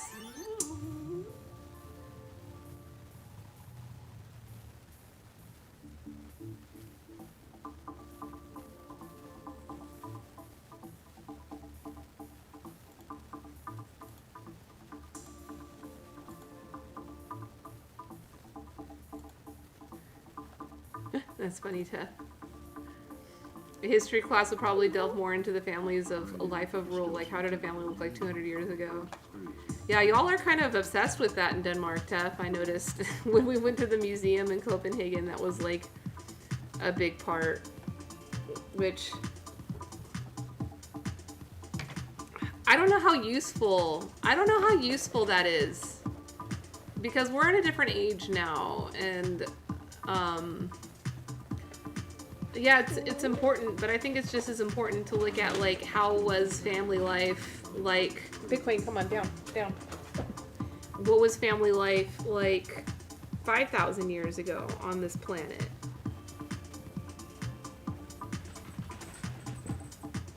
Caligula? I'm gonna look that up. I don't know what that is, Brian.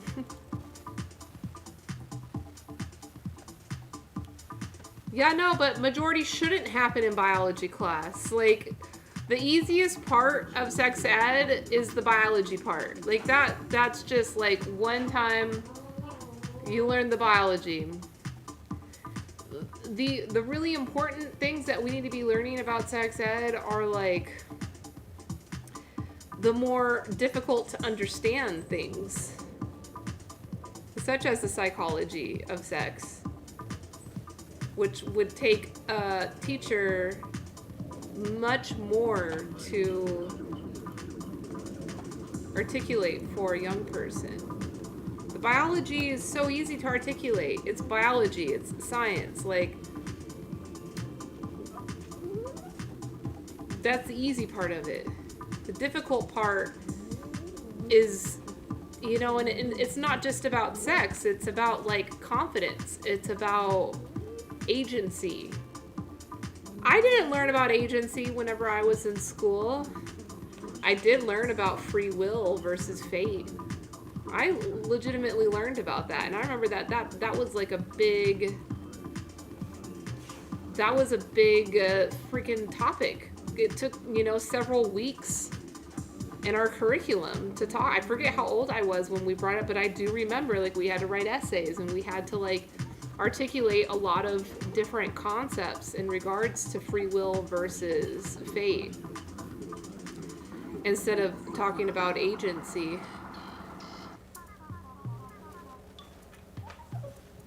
Family life was probably more normal 5K years ago. Exactly.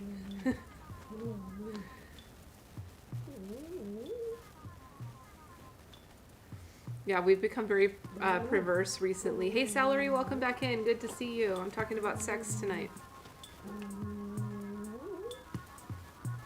You're so right. That's why, like, at the beginning of this conversation, our friend Tef on Twitch had made an observation that the fact that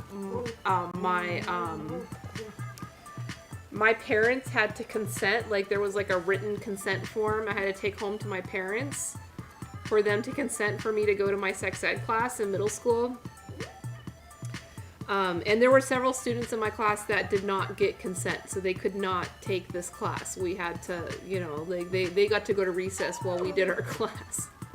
I remember being so jealous of them because like by the end of the class I was like, we didn't even get to learn anything. Like all the students were super excited about this class. It was like, finally we get to talk about sex in school.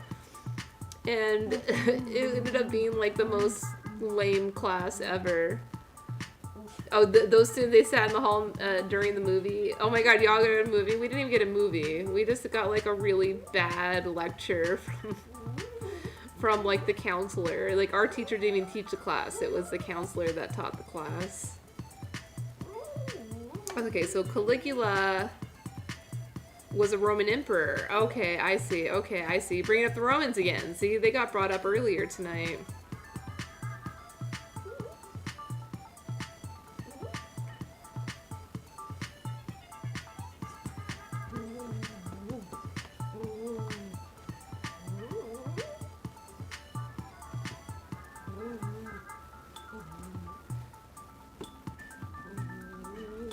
I'm just looking at his Wikipedia page. Was he known for being a deviant, Brian? Oh, y'all watched a cartoon, Tef. Well, that's fun. Did they have cucumbers in the cartoon? Like dancing cucumbers? Like... But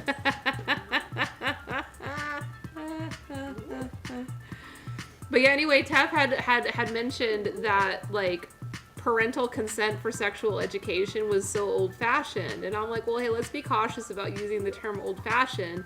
It's certainly conservative, but, you know, like, I think of old-fashioned, like, if we look really at a long time ago, our relationship with our sexual health was probably a lot stronger.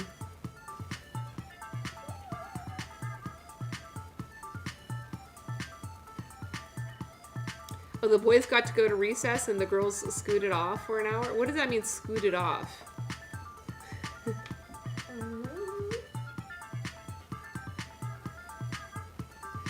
I'm just saying, hey, if we're about to ban abortion in this country, we need to strengthen up our sex ed, like, big time. Oh, he was more like the Penthouse Forum? Oh, it's a movie about Caligula. I see.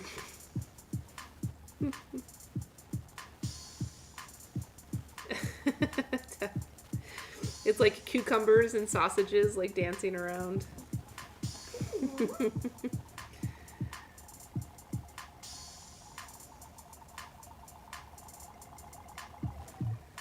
Yeah. So I looked at. I've already been doing this conversation for a couple hours now, and we've looked at some research studies, and yeah, it's confirmed that teaching abstinence does not work. In fact, it has a negative impact for sexual health education. So yeah, it's almost like all the things that we're afraid of talking about, like, you know, Brian brought up a good question about, like, you know, if you're going to be talking about sex in schools, then, you know, what's the risk of grooming, of it being interpreted as grooming or as pornography?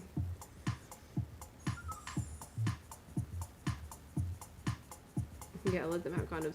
So that was interesting, Celery. I looked at another study that said that exposure and access to condoms did not increase likelihood of sexual activity. So that's good, because that's one fear people have is like, no, don't give access, because if you give access, then they're going to use them, and if they don't have access, then they won't have sex. It's like, no, if they don't have access, they're going to have sex without them.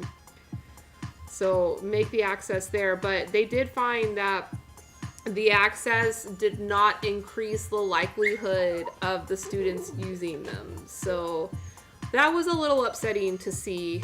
Do you think the invention of the condom ruined it all? I want to hear. What's that? You just don't like condoms? Well,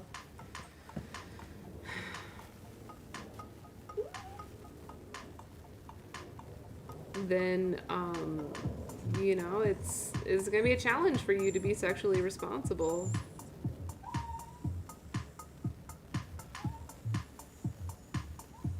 Oh, I see. Oh, so when they talked about periods, which is so fucked up because the boys need to be in the room during that conversation too. Bitcoin, go to your bed. No, go to your bed. Go to your bed. Go. Go. Yeah, the boys need to be exposed to that as well. You know, especially if you want to talk about pregnancy.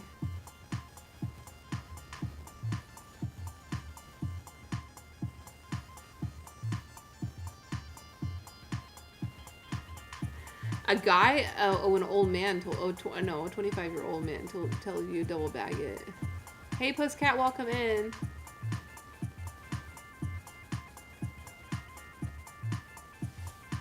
Welcome in, Pusscat. Yeah, double bagging does not improve. Hey, no. The boys did not learn about periods either. And I think boys still do not learn about periods.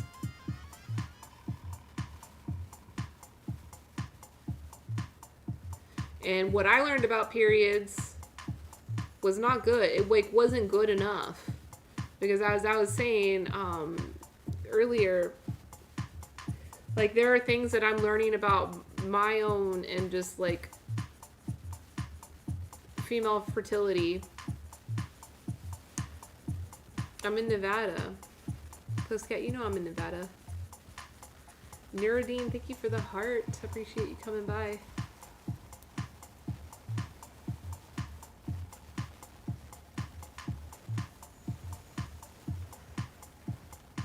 There's things that, as like a middle-aged woman, I'm still learning about fertility, about the cycle.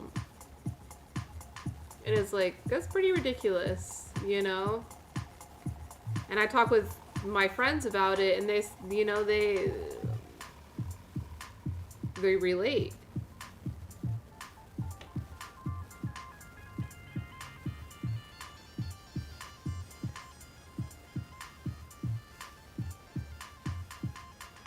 Yeah, Brian, what's important for men to know is, you know, it is a part of birth control. It's a part of birth control. It's probably the most important part of birth control. I mean, condoms are awesome and should always be used. But it's especially, you know, like good for a man and a woman that are sexually active with each other to understand the woman's cycle. Because a woman is only fertile for like 2 days out of her cycle.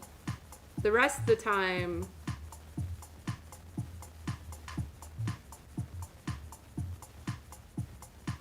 oh, that's great, Celery. Yeah, right? Like, that makes sense. That, you know, if you only have one ovary, your fertility is not necessarily a half. It's probably affected. Maybe not 50% affected, but it's probably affected.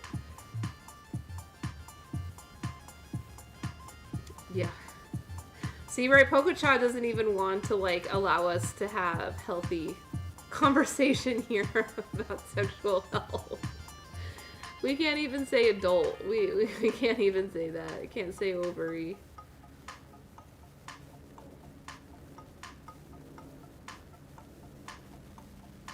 I was in a relationship with a man that understood female cycles, and he actually taught me about female cycles, and I was really impressed by that. And he had a very healthy relationship with his sexual health, like extremely.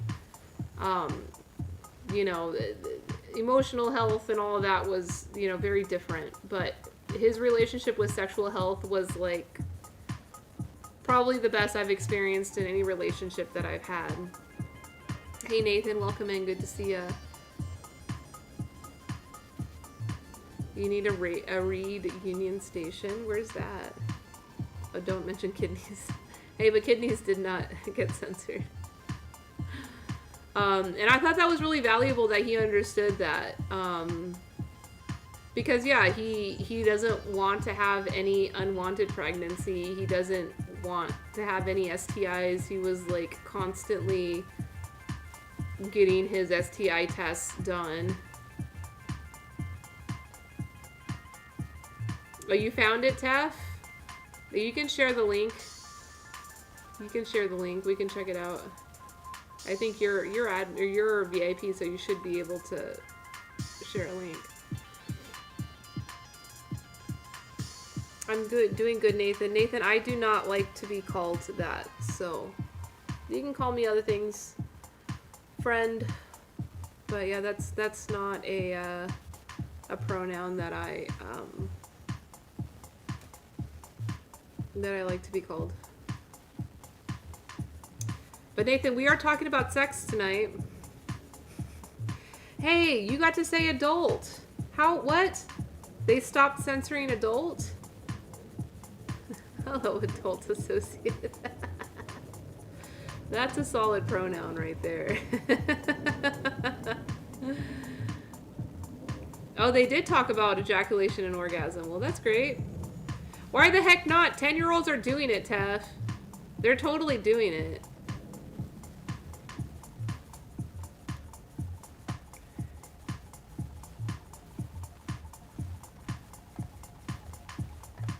That's so funny that you were able to find it. Is this like the school's like website?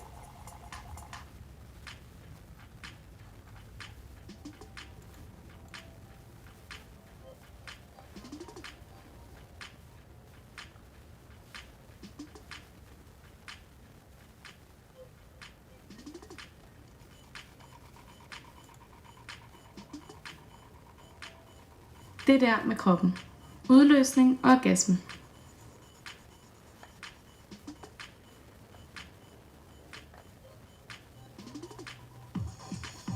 Okay, here comes the cartoon. Let me see. Oh yeah, this is definitely not going to be appropriate for Twitch. Oh my goodness. Well, there it is.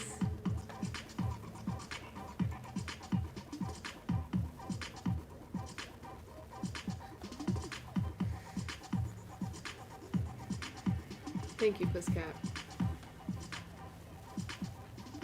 Olivia has a friend too, Pusscat. Did our friend Nathan leave? I think Nathan left. That's okay. No feelings hurt.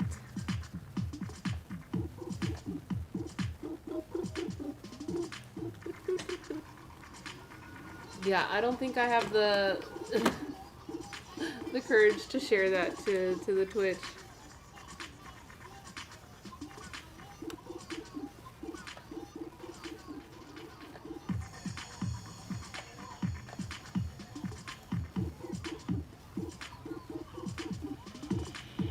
Well, they talk about hygiene and boundaries. Well, that's great. They talk about boundaries. Yeah, we never talked about boundaries. You know, and sorry about this noise. This is my my kettle boiling water. Oh, you're at Union Station. I see. Where are you headed?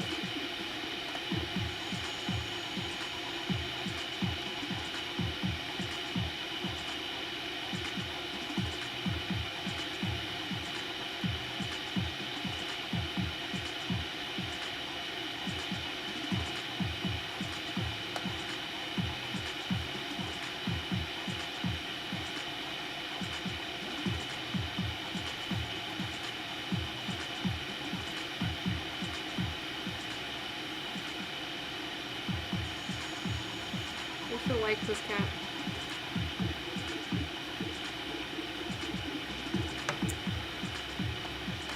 So yeah, we're done with this article. This article did not give me what I was wanting. You know, I was wanting to know a little bit more like language. But there was something useful to be learned in this article around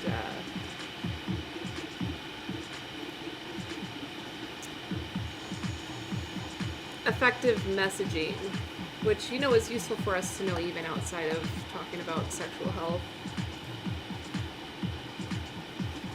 But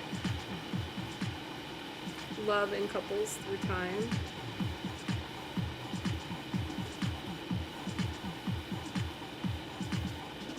That'd be interesting. I wonder if it's inclusive of like modern relationships. Hey Pusscat, thanks for coming a 500 level mini fan. Awesome. Yeah, you're gonna do it again. You're gonna become a core fan again, Pusscat.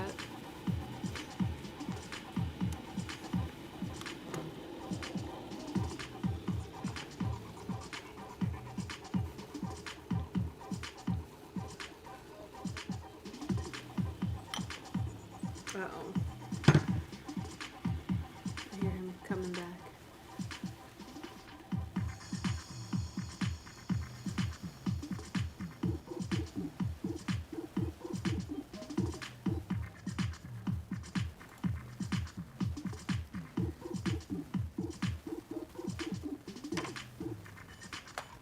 Let's see, let me go back and see if I can find something better for us to look at.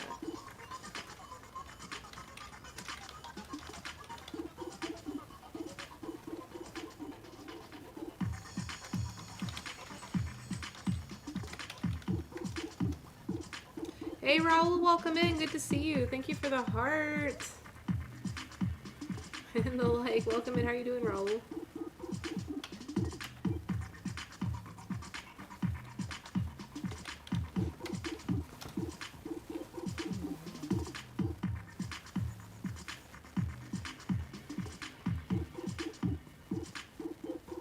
That's interesting that they included that with sexual health education, but that's fine. That's cool. Monograms started in 1700s. I did not know that. Hola, hola. Good night, Celery. Thank you so much for hanging out with us tonight. Oh, Bitcoin, you were such a brat. Hey, Sophie Page.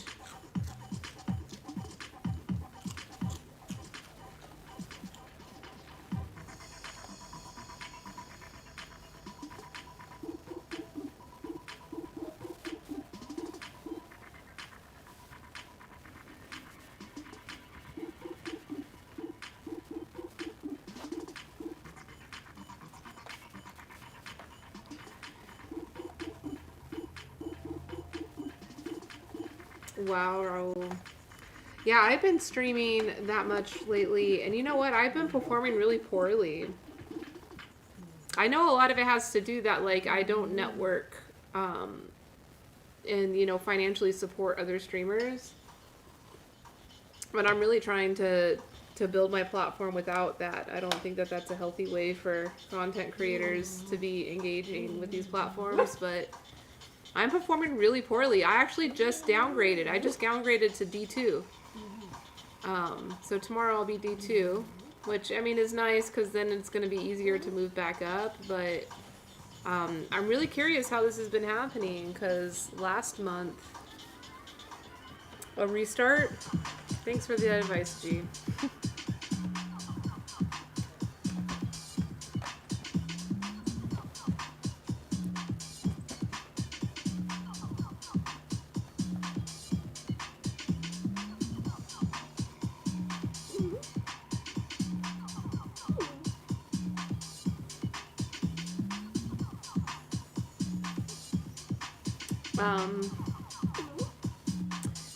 What's the quick sentence?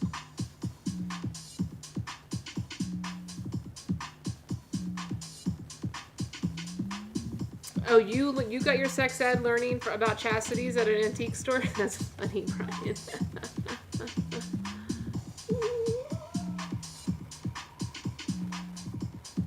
Oh yeah, you're gonna go see Stella? That's awesome, Pussycat. I hope you have a nice meeting with her. Alright. Alright. Metal and low. Yeah, I don't know if that's the best sex ed, but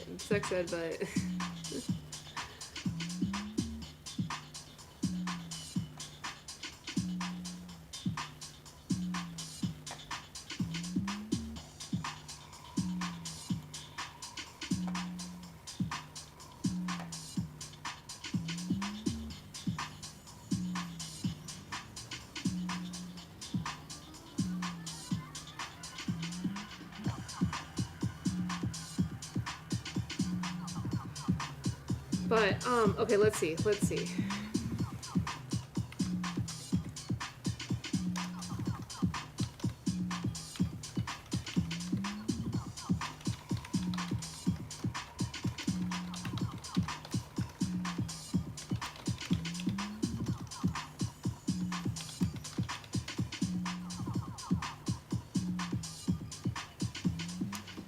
Yeah. And like, but here's my thing, Raul, is that like we shouldn't be reliant upon other streamers. Like it's important for us to support each other, especially like when we have shared interests and shared content, like, you know, shared niches and stuff. It's like we should want to do that kind of networking, but like for our success, you know, to be reliant upon mutual support with other streamers, it's just not sustainable. From day one, I saw that that wasn't sustainable. Like, there should be viewers. There should be more than enough viewers. This app is not doing a good enough job on its marketing. Like, there should be more than enough viewers to support all of us.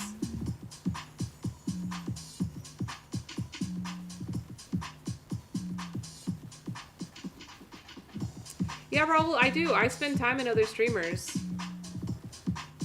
But it's just too much, you know? Like, I dedicate my time to other streamers. And it seems that, like, people are fucking busy. A lot of people are streaming to multiple apps, working jobs.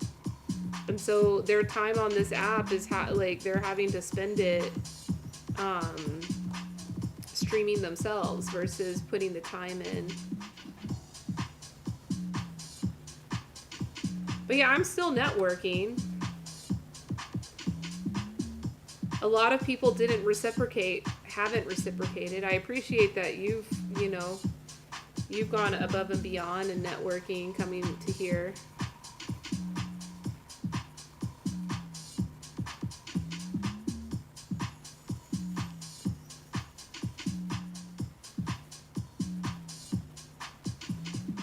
Brian is creepy guy.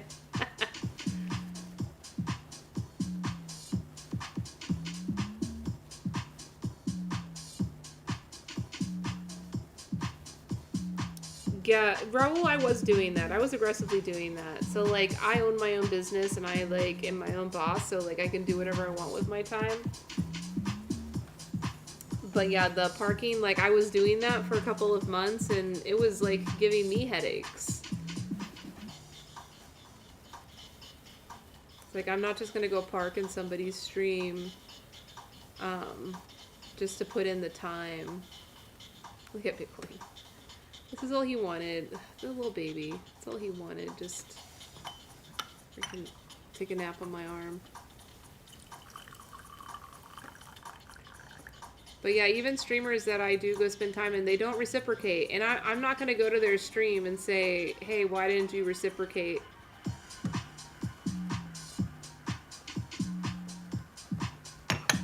But there's just not enough viewers on this app.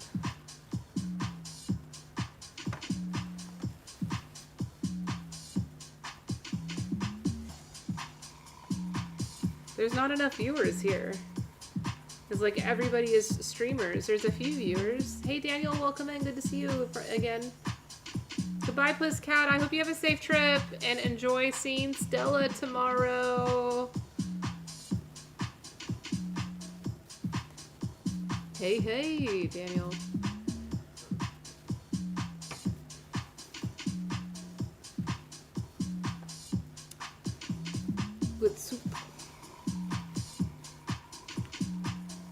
Yeah, you're at Union Station. I hope you have a safe train ride if you're on a train ride, or I hope you have a safe bus ride if you're taking a bus. Whatever it is, Pusscat. Yeah, it's pretty lame, Raul. It's like Twitch, like mutual support and networking is important. It is like a part, and usually you have like your team, you have your collective, and you will, you know, mutually support each other in each other's streams. But like ultimately, there's like a very healthy audience to support everybody. Here it's not. It's like, yeah, if I don't go drop gifts in people's stream or core right away, they won't come. Yeah, and this app is not gonna... MHM? What does that mean? Mum? Is that a sigh? Oh, I think Bitcoin just said it. Oh, you agree? Mm-hmm. I see. Okay.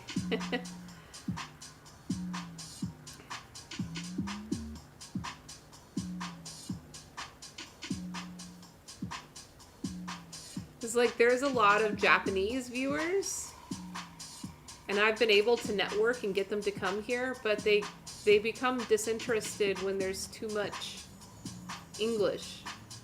So I feel like if I want to be successful with Japanese audience, I would need to be streaming exclusively in Japanese, which I could do and would be happy to do.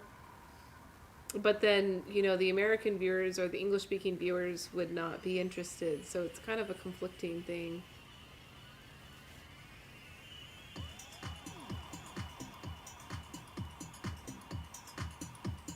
Oh, so Tefi said the quick sentence about the monogram and what?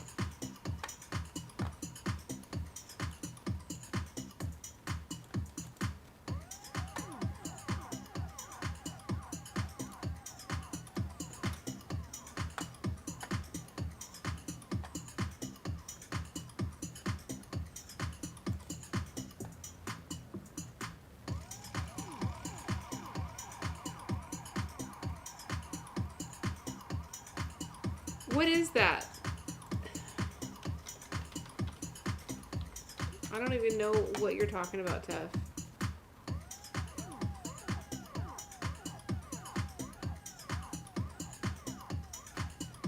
Monogramming. What does that mean?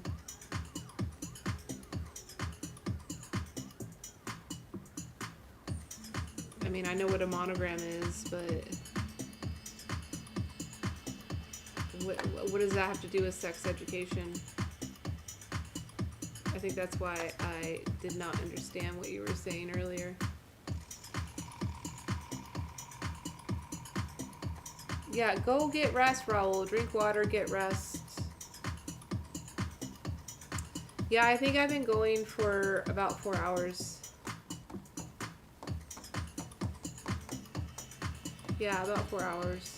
Raul, thank you for the heart. Yeah, take care. Have a good weekend, Raul. Get a lot of rest. Oh, Pikachu is back. Pikachu, you missed all of the sex talk. We've been talking in great deal about sex. Great detail. And you've been missing it. Thank you for the happy pinky. Happy pinky. Yeah, Pikachu is just stoked because he's at the same level of me. We're at the same rank. He's probably gonna outrank me now. Yeah, Pusscat, are you gonna be taking a train or a bus?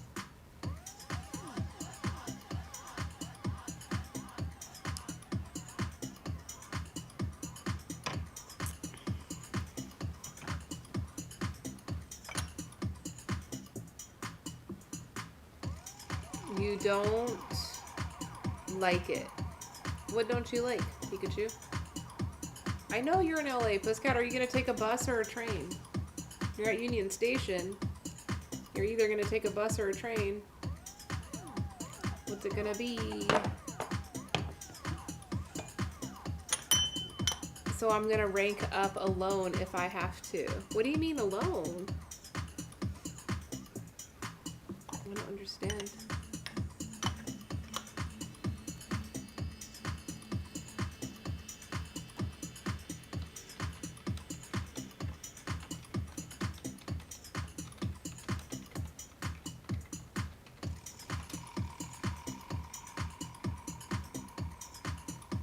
Oh, rank me up?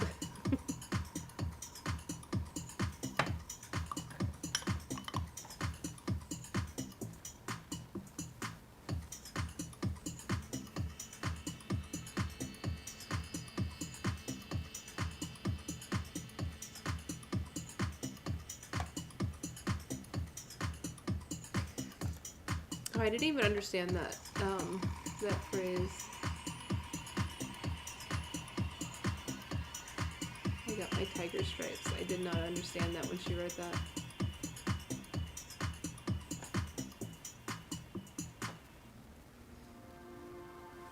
We should all rank up together.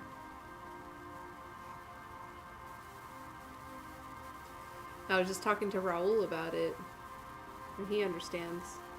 I was like, I've been performing so badly. Like, today's meter, I totally thought it would have been easy. Like, and not reliant upon big gifts. It would have just been people coming in and engaging. But,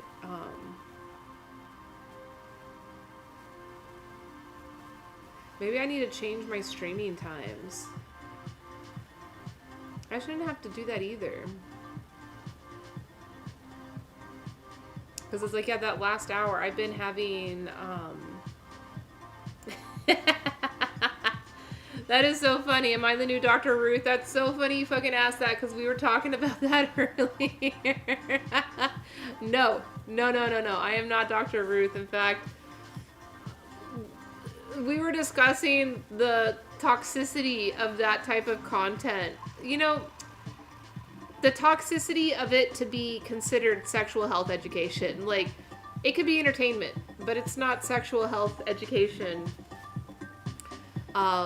Perhaps there's not any effective, valuable sex education content happening. And it needs to happen more. So, you know, I'm not trying to be Dr. Ruth. The purpose of this masterclass or this broadcast is to open up the conversation about the need for sexual health education and rhetoric and normalization of talking about this stuff, and not only strengthening it in the classroom, but including it in other forms of media that, like, we can all contribute to and normalize it. It taught you some things? That's cool. I'm gonna search here. Something. What is the most valuable lesson Dr. Ruth taught? Let's see what the internet has to say.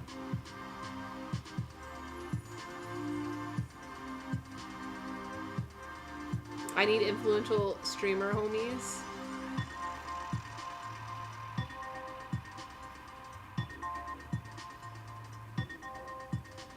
Let's see. Humor and lessons worth remembering. This should be interesting. Well, you know what I used to, Pikachu? I used to have freaking Shoko. Shoko used to be a great supporter of mine, but she was only here for like the month. She might have even left before you got here, Pikachu. She was a really popular streamer.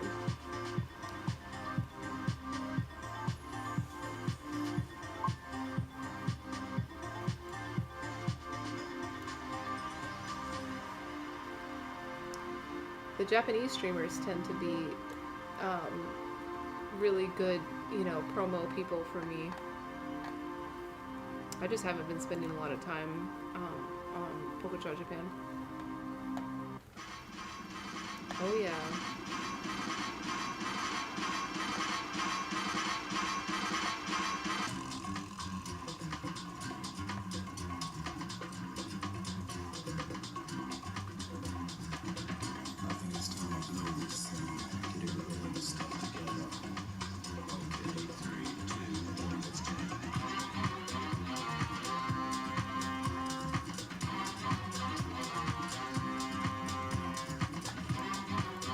Lame article, totally did not give us any tea. Yeah, Hitoshi's a good friend. Stuart, welcome in.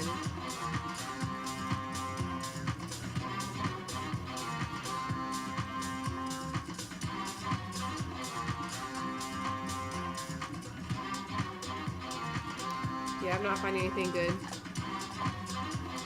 All right, so here, Brian is very familiar with Dr. Ruth. So Brian says, female orgasm you should be having, and it's okay to want. Make requests. Okay, that's not bad. And we were talking about that. My sex ed class did not talk about the female orgasm at all. It hardly talked about the male orgasm, but definitely did not talk about the female orgasm.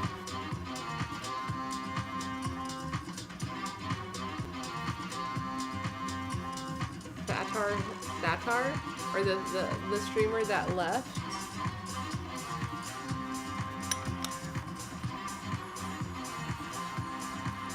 You need talent so you can throw Stuart stories on?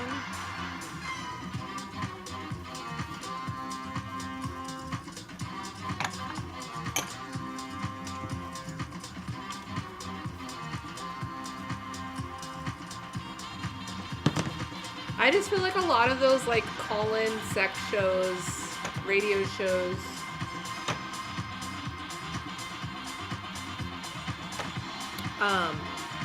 were just entertainment. They're like fucking Judge Judy or Jerry Springer, you know? They just like brought sensational entertainment. Is Stuart's gonna be mad? Stuart left. Yes, Tef, female women. And also, Tef, another thing, female, like, I know it can technically be a noun, but it's mostly an adjective, and women, prefer it to be used as an adjective. So, you know, that's just some education for you. But yeah, women do get orgasms. The more you know. The more you know.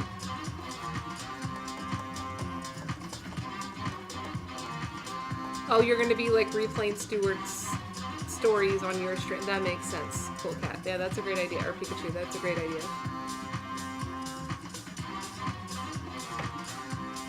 Yeah, female is an adjective. So if you're going to use female, you should add like human after that.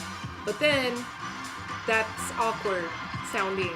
So better just to say women than females or female. A lot of women are triggered by that now. I personally am not, because like, I think about it from like a scientific perspective that like, or like, you know, if you're talking about demographics, we would use that term. But, even in demographics, you're talking about like a sample, or you're talking about a sample, and when you're saying female, you can say, okay, this sample of people is female or they're male. It's still being an adjective. But a lot of women are triggered about being called a female. Oh, Tef, Pikachu says he's going to steal all of your streaming ideas because Pikachu is now officially streaming full-time. So, I don't know. Like, all Tef does is, like, bake. He, like, flips pancakes and makes puzzles. So, that sounds like good streaming ideas for you, Pikachu. Go ahead. I don't think that Tef will be upset. Hey, Jim, welcome in. Good evening. Welcome, welcome. Good to see you, Jim. We're talking about sex. Sex. Crazy, sensational. Jim, do you have a favorite Dr. Ruth quote or Dr. Ruth advice that you remember? And Jim, we're specifically talking about like sex education, and you know, I was trying to do some research of understanding like the current status quo of the cultural taboo of talking about sexual health and how we might shift that culturally and make sex positivity, more and more normalized, because it has been found that sex positivity does lead to higher levels of sexual health. Oh, you don't remember things you said? Okay, that's fine. But you do remember her, right? Oh, Pikachu said he's going to do puzzle-shaped pancakes. Oh, that would be cool. That would be so cool. That would be the coolest thing ever to, like, that would take a lot of work. That would be a cool thing. But, like, you know how you can, like, make pancakes and you can, like, put a design on it? Like, like the pancake batter that you put onto the griddle first is going to cook first. So you can, like, make design. Like, there's really great artists that can do, like, really intricate design. You could make different puzzle pieces with, like, the parts of the design of a total puzzle, where you could actually piece together all these pancakes to create a bigger image.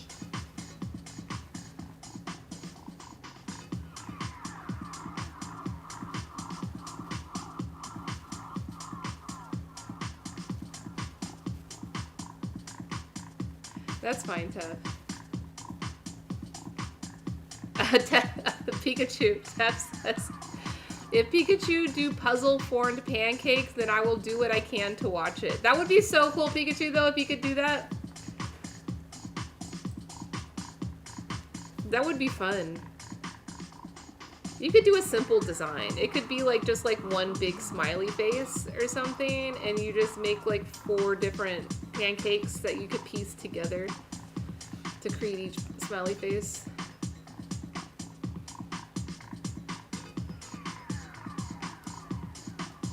I think I could do it, because, like, yeah, you would lay down the design first, like the illustration or whatever is going to be there, and then you pour the batter around it to create the shape of the puzzle piece. Got 'em. Hey, but they gotta be puzzle pieces, Pikachu. They can't just be squares. Like, that's not a puzzle. They've gotta have, like, the little, Can I spam and welcome in? Thanks for the spam. Yeah, Pikachu is streaming on Poco-chan now. But his streams are lame, Tef, and I've been giving him shit about it because they're just audio. He's not doing video streams. But he's ranking up really fast because he supports a lot of people. And so those people come support him in return. But I told him he's got to beef up his content if he's going to sustain this. Which he's fully capable of it. Tef says, I'm going to give him shit too.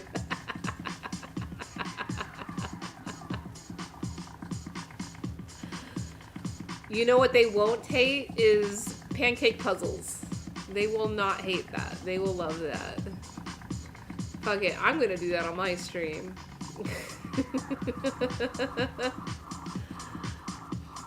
I could, because I've got the overhead cam and I've got my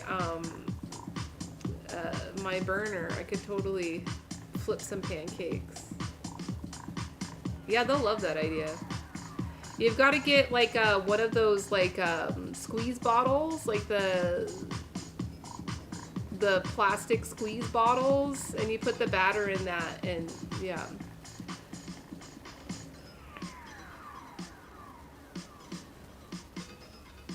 There's audio only on Twitch? Yeah, it's like a radio. I mean, you're essentially just making a live podcast, audio podcast.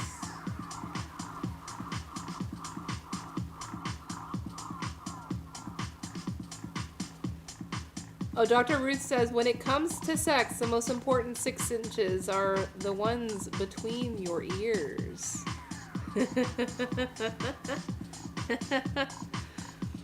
Yeah.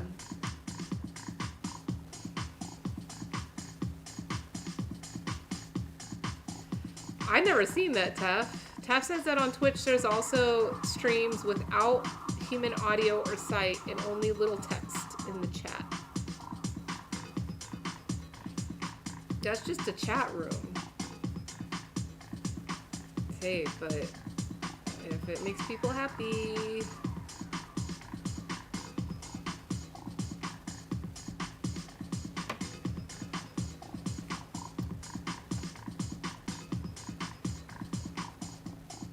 Jim, do you remember,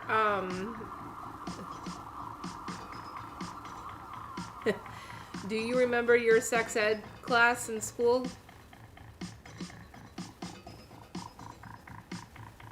Oh, you see a lot of them in the art group. Oh, that's interesting. I'll have to check that out. Tef, I was in Bleach Blonde's stream last night. She's pretty funny. She's got a really big following. It's great. Yeah, I was like, I was watching her stream and she had like 50 or so viewers, but then a couple hours later I went back and she had like 300 viewers. I was like, heck yeah.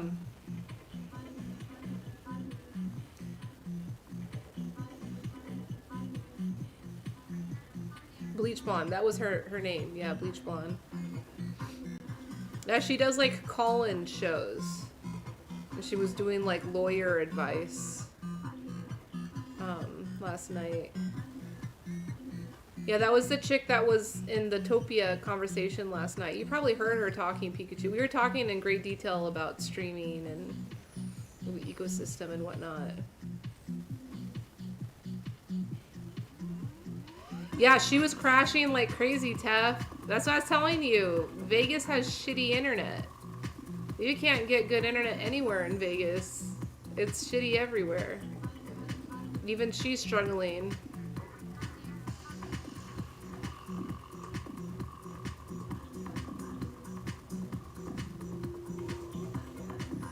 I don't know if she's streaming now. I think this is about the time that she usually streams.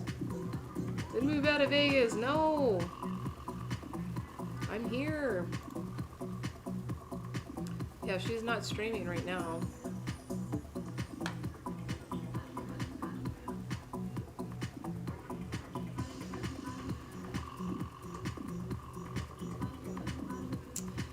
That's cool. Can I spam it? Just get your boxes. Get your boxes. You're welcome. Hey, Jazzy. Welcome in. Good to see you. Welcome, welcome, welcome. We're talking about sex. Talking about sex. Pikachu's here, yeah. Yeah, Jim says he doesn't remember. Jazzy, do you remember your sex education in school?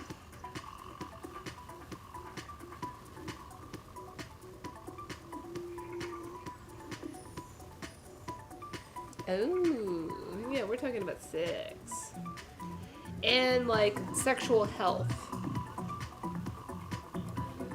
So something that we were discussing earlier is the correlation between sex positivity and sexual health.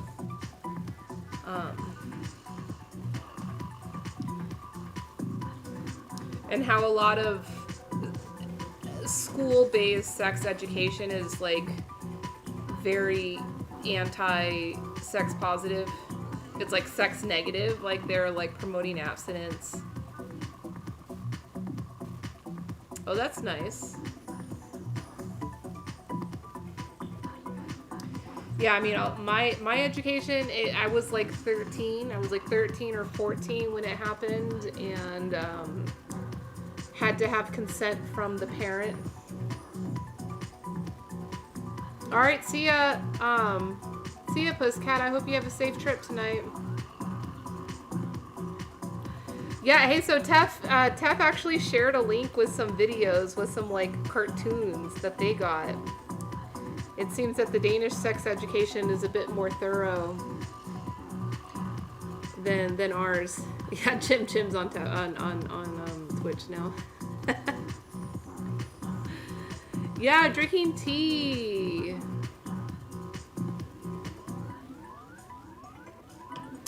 When will male birth control be a viable option? That is a fantastic question. Thanks for bringing that question up. Eye roll. It's so ridiculous. Like, that's definitely a product of the patriarchy, is like all of the responsibility that's been put on the woman to manage birth control, when it's so stupid, because women are only fertile for 2 days out of the month or out of the cycle, while men are fertile 24/7. So it makes a lot more sense if we put that responsibility on the men than on the women, but yeah, can I spam? It's John. Hey, Jazzy, thank you for the bamboo panda. Migolas. Isn't it fucked up that, like, all the responsibility of birth control is on us as women? When men, you know, and that's why I was saying, like, I was in a relationship with a man that was, like, super well educated on the female menstrual cycle and had really a high level of sexual health for himself. I was like super impressed by it. It was awesome. I can't say the same about the mental health and the emotional health, but sexual health was on point. And part of it was that he understood the fertility cycles. And I'm like, all men need to fucking understand this, because then they know, like, when it's higher risk. And he wasn't just concerned about pregnancy, he was also concerned about sexual health, like regularly getting tested and encouraging his partners to get tested even if they're in monogamous relationships. It's just smart. It's what we should be doing. Can't they just make a chart for you? Yeah, well, I mean, their charts exist. Women don't even have access to this education, though. But, you know, like, the menstrual cycle has been so heavily focused on the bleeding part. You know, they just think about the bleeding part. Oh, it's the time of the month. And that's another bullshit thing. Like, the time of the month is such a bullshit thing, because if you know that cycle, the chart with the cycles, you would understand that hormonal fluctuations happen at different points of the cycle, not just one time. It's like, and it could be constantly happening. So it's so stupid to say it's at your time of the month. And, you know, usually when men say that, they're thinking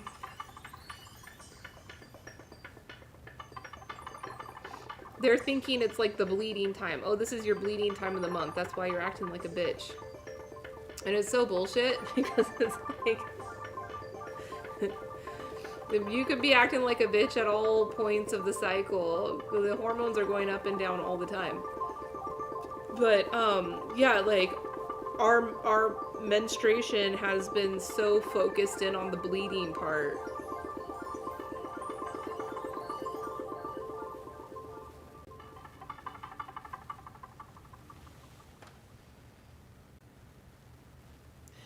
Yeah, Megolas, I was talking about that. Like, I'm like middle-aged and I'm like still learning. You know, that guy that I was in a relationship, he taught me a lot about my own body. I didn't even know. I was like, what?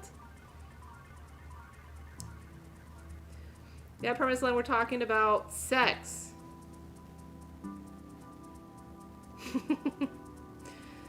You remember another thing. Myself and another guy were the only guys in this combined class for sex ed, home ed, life skills. My friend and I cared for a Cabbage Patch Kid for a week. We had taken pictures and put in annual our kid on the side of the tennis court while we played. Yeah, I had to do one of those. We were given an egg, and it was like, don't break the egg. Don't break the egg. Yeah, women are still, like, a lot of times women don't even learn this stuff until they're trying to become pregnant. Right, Jim? Women can act different anytime. So that's why it's rude to say, is it your time of the month? It's, like, ignorant and rude to say, is it your time of the month? Can I spam it? Thank you for all the spam.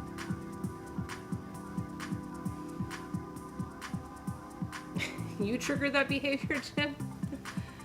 All right, see ya, Promised Land. We're here. We're here.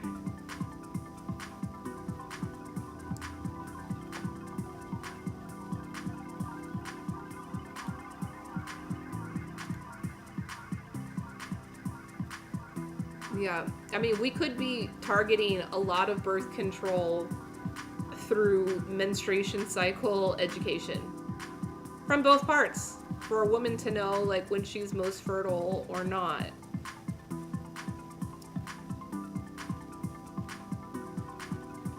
So Pikachu, how it goes, right? So the first day of the cycle is like the first day of the period. So you bleed, and that's variable, woman to woman, period to period, cycle to cycle. It's different. So there's not like one formula chart that you can use. A Pikachu, you drop the baby. Watch out.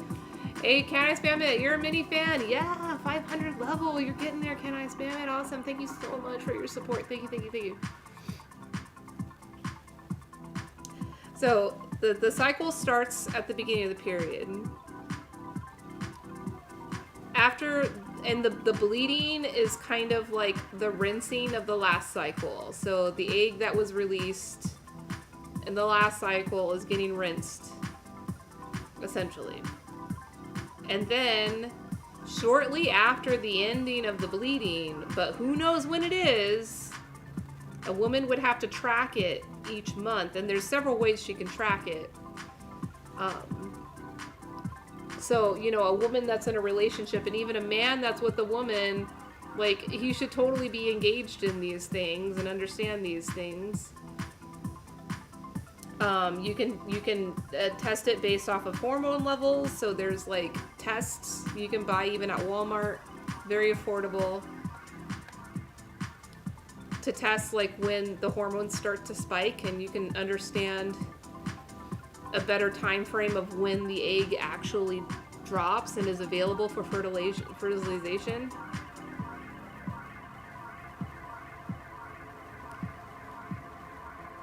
But it's different for every woman, and it's different for every cycle for each woman. So there's not like a one size fits all chart for everyone. So when the egg drops, that's what's called ovulation. You've heard of that term, ovulation. And there's like a lot of other telltale signs. There's another one that's fucking triggering for people, which is what's called the cervical mucus discharge, which, you know, that's like a term that's been demonized for women. For women to be ashamed of their discharge, when their discharge is like a very powerful part of their fertility.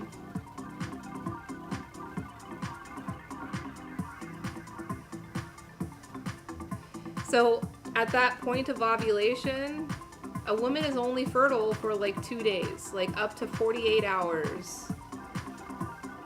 Now, sperm can survive inside for up to 5 days, I believe. So, you know, that's another factor of like the fertility window, is that like you may not be fertile like right when you're having sex. You may be fertile like 3 days later, but if the sperm is still there, it can fertilize the egg whenever it is ovulating, whenever it is available for fertilization.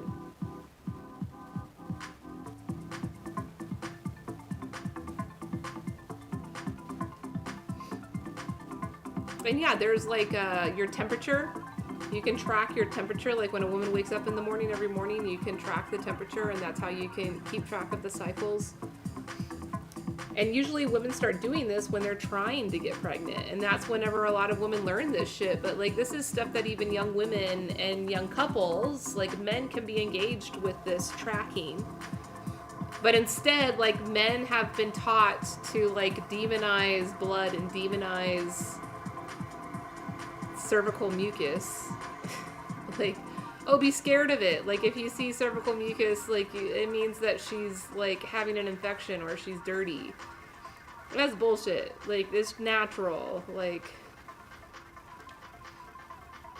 I mean, if anything, it should be exciting for him because it's like natural lubrication. It's like your body's own lubrication it's creating.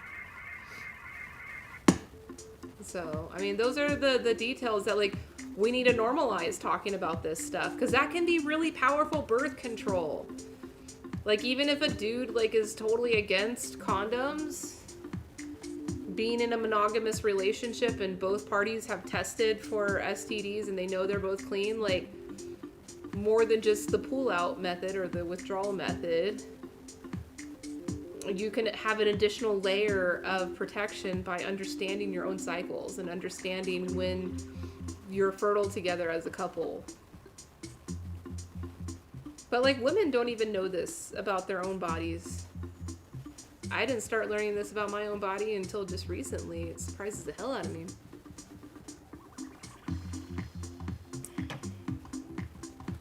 But that dude that knew about it had a very high level of sexual health. And not just like he didn't have baby mamas all over. Like, that was a good thing for him. Hey, Jim, thank you for helping me reach 40,000 fan noise. Woo! Jim, you're a mini fan. Noise. Yeah. That means I've got to stream tomorrow. I'll get my meter back.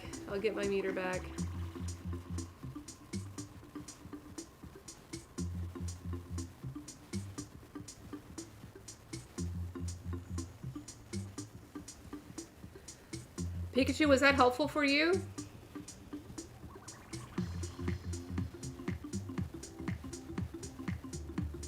Do the damn thing. Welcome back in. It's good to see you again, friend.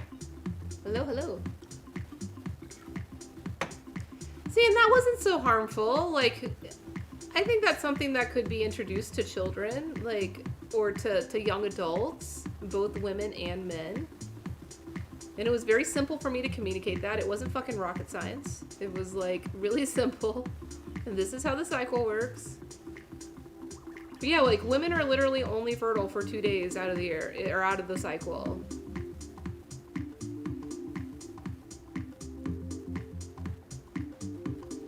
While men are fertile all the time.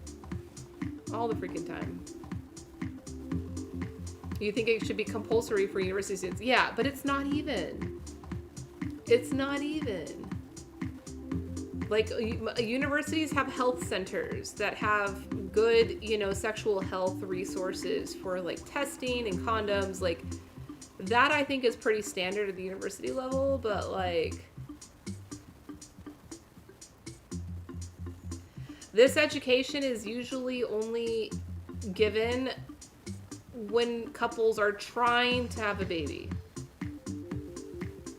But, like, why the fuck shouldn't we start teaching people even before they want to have kids? Because, like, just as much as it can help you have a baby, it can help you not have a baby. Knowing that stuff. And it is becoming more popular. Like, there's products that, like, apps, like mobile apps that are alternatives to birth control that are, like, smart thermometers that women can use, and then the app will tell them, oh, you're fertile or not fertile. Your wife taught you that? Okay, good. Yeah, that's awesome.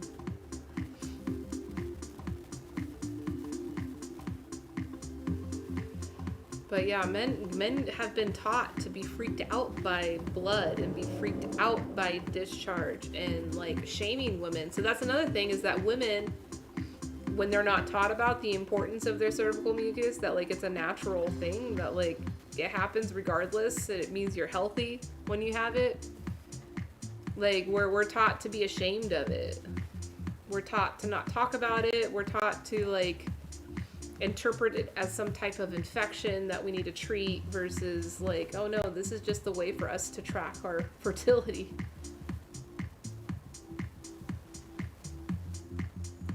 Yeah. But there's some, like I told you, that guy that I dated that taught me this stuff, like, he was just very sex positive for himself.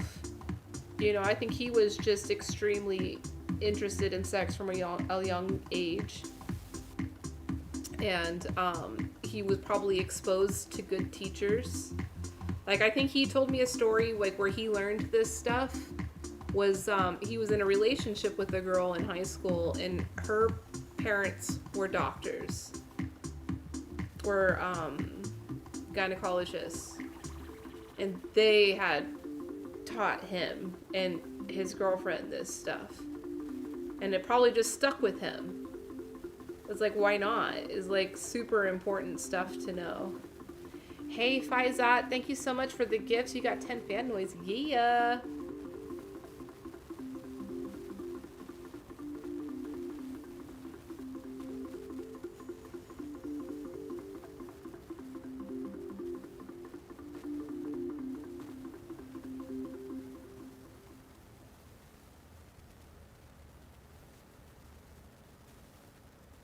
Yeah, it's true, Brian. So Brian brings up the point that even though men are fertile all the time, the amount of sperm, like the sperm count, can decrease with increased activity. Oh, you sent bits? Bitcoin, we got bits. Oh, we did. Oh my gosh, Bitcoin, we got 100 bits. Bitcoin, Jim gave you bits. Do you know what that means? He's pissed off. He was like, I was taking a nap. It means we get some Bitcoin ASMR.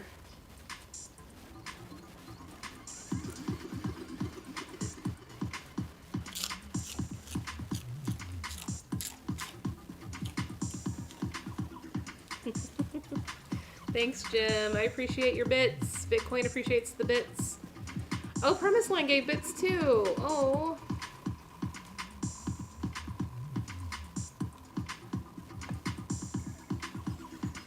Joel redeemed hydration points. I need to turn my notifications on. Turn them on. They should come on now. Oh, there we go. See?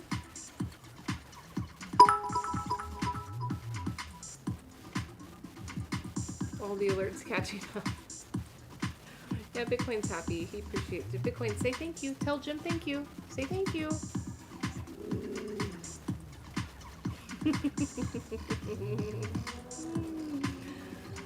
Yeah, Faizat likes that.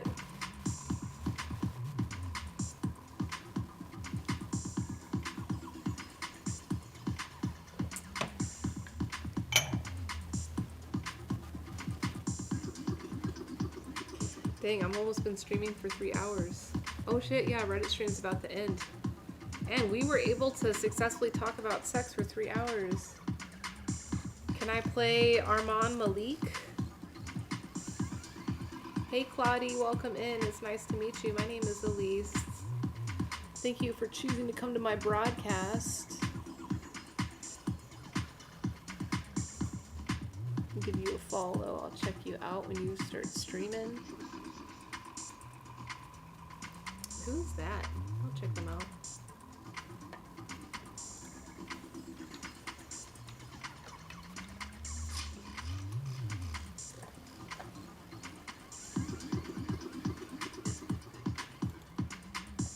Thank you for the follow, Claudie.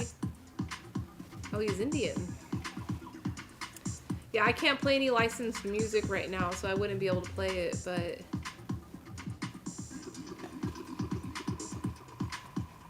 It looks good. Is that your favorite performer? Is that your favorite music? Armand Malik?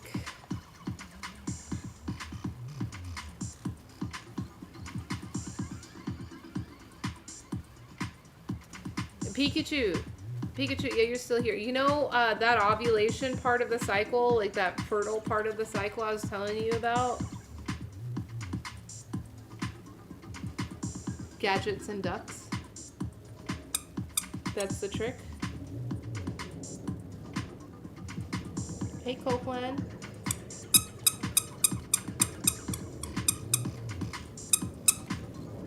I'm a success? Well, thank you. I think you're a success too. Snooky, you're back. Yeah.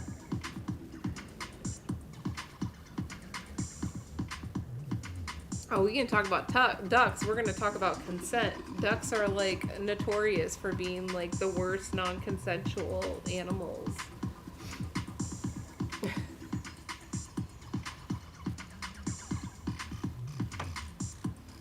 Parizat, thank you for the heart. I know it's funny, Pikachu, right? It's interesting, Pikachu. I was just thinking about it. I feel like perhaps. Oh, thank you for the happy pinky and the genius gym. Thank you, Akas. Welcome in. Nice to meet you. My name is Elise. Parizat, good. It is good. I know. Thank you for the happy pinky. Hello, Akas. Welcome in. Thank you for choosing my broadcast to join. We're talking about sex.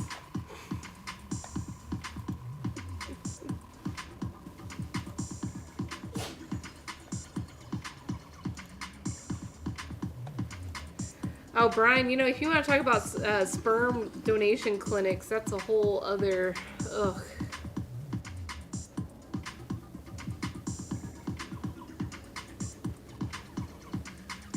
Faisal, thank you for the happy pinky in the heart. Thank you. I appreciate you.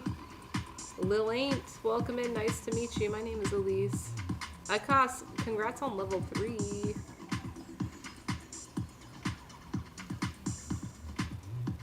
Oh, you got it, Pikachu? Got what? Faizat, thank you for the happy pinky.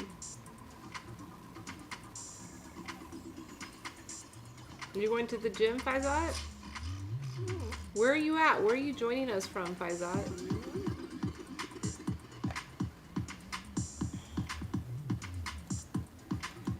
That's another part of sexual health that it gets overlooked.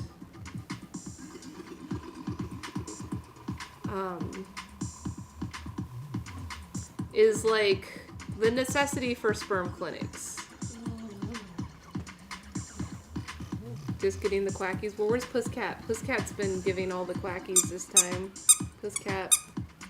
Hey, Rapscallion, welcome in. Good to see you again, friend. Like, so if sperm clinics exist, what's the demand, right? The demand is that there are couples or people that are seeking fertility help.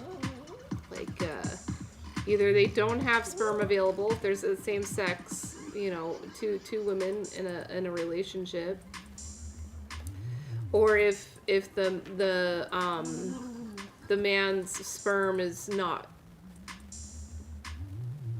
you know, fertile for the woman. Not talking about like what do you call that? Like surrogacy or, you know, like resources for whenever the woman's fertility is at question. Because in most cases, like when a couple is having trouble with their fertility, it's the man that has the issue, not the women. And it fucking sucks that like oftentimes women get blamed, as we usually do. It's usually us that are the problem. But usually it's the men that are the problem. Yeah, it's just viable sperm. Like, they'll have sperm, it's just they're not viable. They're not effective. Viable is a better word, you're right. That's the more official word. But, like, there's so much taboo and stigma around this demand that it's all been kind of, like, clinic size. And, like, that's the only way that, like, culturally the conservative mind or viewpoint can accept is that, oh, it's, like, clinical. It's something clinical. Because baby making is something, you know, that conservatives would consider to be family. You know, like, there's this, like, process that you have to go through in order to successfully reproduce, which is absolute bullshit if you look at the biology of it. It's like, who needs a courtship and then a marriage and then the baby? Like, biology says you only need. Hey Reddit, thanks for hanging out tonight. Y'all are about to get cut off. I'll see y'all next week.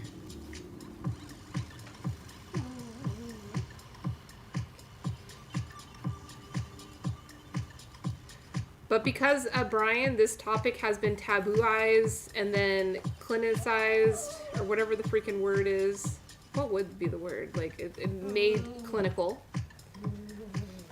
There's a lot of corruption. There's a lot of corruption in that whole industry. A lot of really crazy stories coming out where couples are learning that the sperm that was used was like not the donor that they were told it was, or in some cases it was the freaking doctor. There's some doctors that they're revealing had like impregnated or, you know, used their sperm for making hundreds of children with their clients. And of course it's healthcare. It's turned into healthcare. It's no longer, you know, it's no longer family planning. It's now healthcare.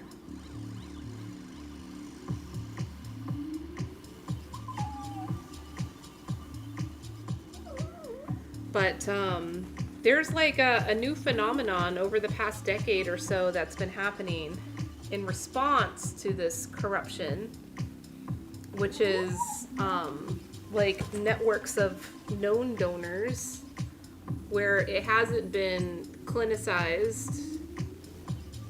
It hasn't become clinical, although it can. But it's more relationship based and it's more consensual. It's much more consensual. There's Facebook groups, there's apps, there's like networking apps similar to dating apps where men and couples can network together and negotiate their boundaries. And people are like successfully creating like co-parenting relationships where they completely throw that whole concept out the window of courtship, marriage, and then baby. But there's so much taboo around it, and there's such a lack of acceptance culturally for it.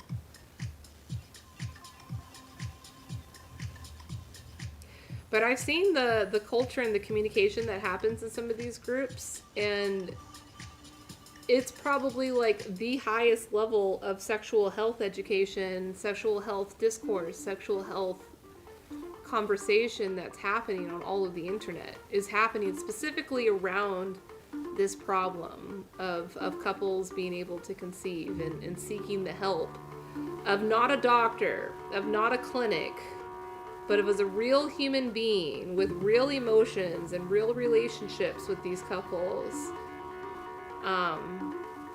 You know, where they're able to do this. But it's super controversial and it makes people feel super uncomfortable. And it's pretty shitty that like the conservative culture is much more accepting of this when it's clinical versus when it's like real. When it's real people negotiating boundaries and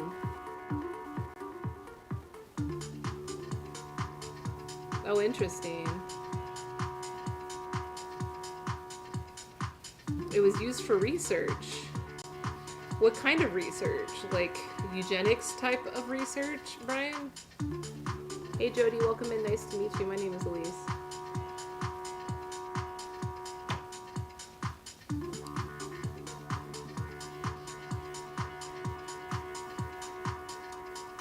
Hey Dave, welcome in. Good to see ya. Well, surrogacy, oh man, that's a whole other concept. It's powerful. Powerful gift that you know, a woman can offer to someone else.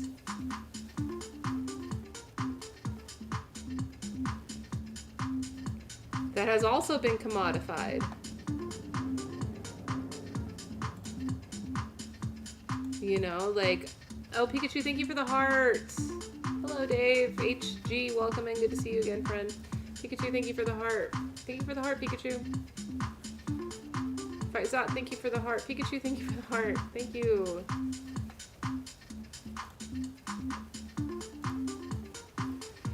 You know, it's one thing to like want to be a surrogate, similar to like the sperm donation. It's one thing to like want to donate your sperm because you want to see healthy families. And you don't want those healthy families to have to deal with that clinical bullshit for them to accomplish their goals. So you're putting yourself out there as a known donor to like develop these healthy relationships with couples to help them. So the same thing could be said about surrogacy, like women that are offering that incredible gift. It's a little bit different than jacking off in a cup for someone. It's a bigger commitment. But it seems like that whole industry of surrogacy has become commodified. Oh, Premise Land, you're back. Hey, Premise Land, thank you for those bits earlier. We owe you some Bitcoin ASMR.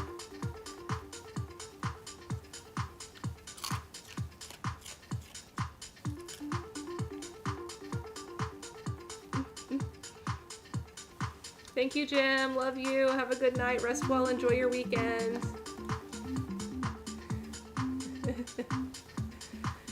Hey, Premise Land, you are on your way. You're getting close to getting your Bitcoin emote. Very soon. After 1,000 bits, you'll get it. Oh, thank you. 10 more bits. Hell yeah. Hell yeah. Thank you. All right, more ASMR. Oh, Bitcoin loves you, Premise Land. He's so grateful.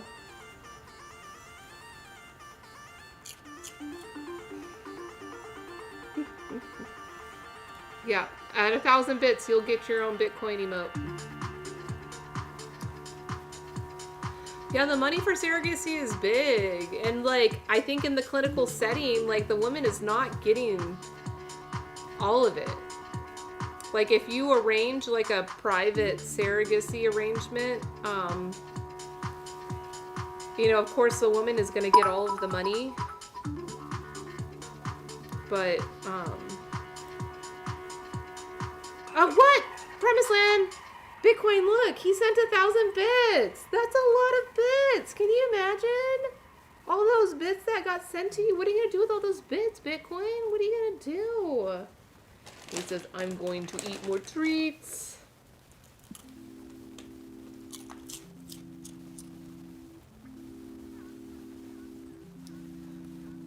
But yeah, like the business of surrogacy has, it's drawn really murky lines of consent because a lot of women are being convinced to do this and it's not out of the goodwill of their heart. Jody, thank you for that happy pinky. I appreciate it. Thank you.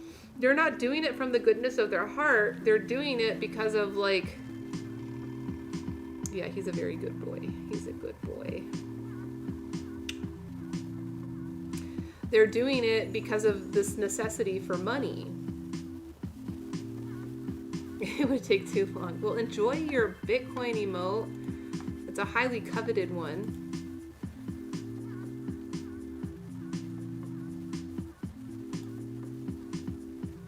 I'll promise you, that's a lot of bits. Bitcoin and I are gonna have a little party this weekend. Ooh.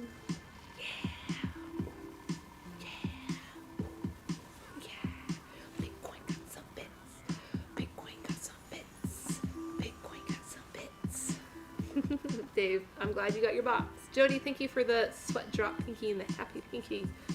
Because I'm pinky today, that's why.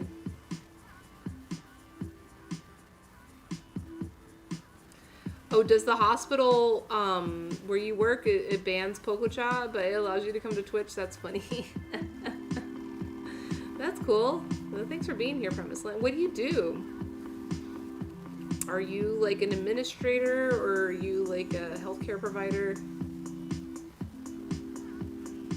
Wise Guy 89 on TikTok. Welcome in. Thanks for the like. It's nice to meet you. My name is Elise. Oh, interesting. So you find that Pococha has a higher bandwidth requirement than Twitch?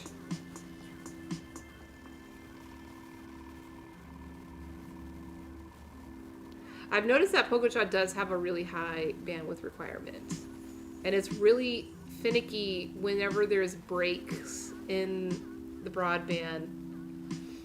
Oh, your radiology aid. I feel like you've told me that before, and I'm not going to forget it ever again. I've got it now.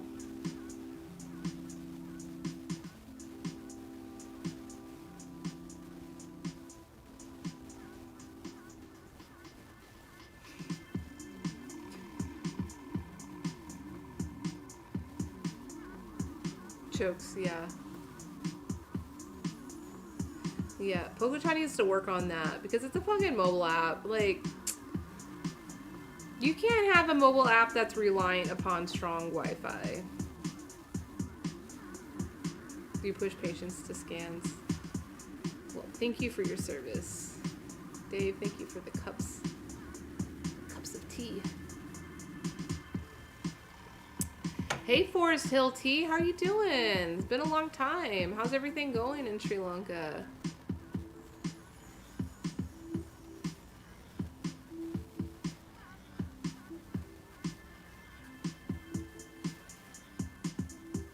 I'd love to come visit y'all. I'm thinking about going to India in March for 2 weeks. I haven't decided yet because I'm not sure what the first flush is going to look like. But I'm trying to go so that I can collect as much of the New Year's harvests to share with people when they come for the World Tea Expo, which happens at the end of March. So I want to go to India, collect samples, which if I do, you can send me samples. I'm sure it's cheaper to ship to India than it is to ship all the way to the US. You can send me the samples to India. Yeah, I would love to come visit you. I do. I have plans to come visit you. I just don't have a lot of time to be hopping around like I usually do. And it's risky. You know, I'm being really careful with my travel. But shipping from India is it's just gotten so expensive. It's cheaper for me to fly in the airplane and bring the tea samples back with me than to have them shipped, which is pretty ridiculous that we're at that point. Thanks for the spam. Can I spam it? Thank you, thank you, thank you.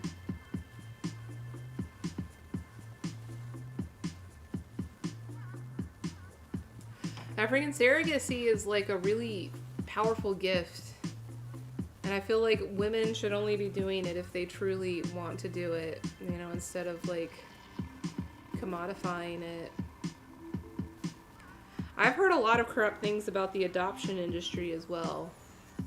I haven't researched that as deeply as I've researched, you know, sperm donation industry, but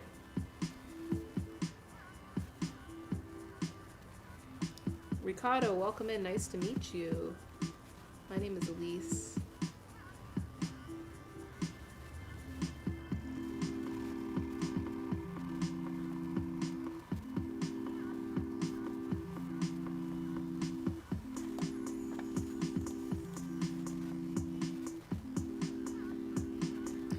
I will. Yeah, if it's more affordable for you to send samples to India, like, yeah, let's do that. Because I don't think anybody should be spending too much money on that. Hey OJ, welcome in. Nice to meet you. Yeah, the tea lady. I'm the tea lady. Always drinking tea.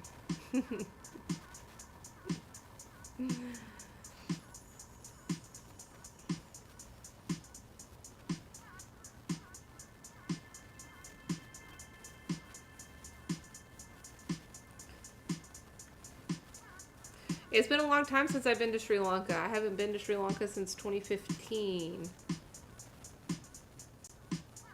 But now that there's more activity of small tea producers, I do need to return. Because when I first went, there wasn't a lot of activity of truly small tea producers. There was just really Amba Tea Estate, which you're familiar with.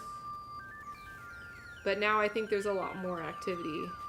And it's worthy of investing more time into going and telling those stories.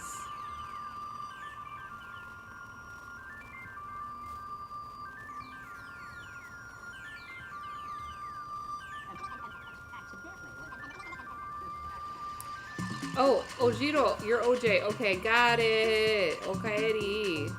Konnichiwa. Karimashita.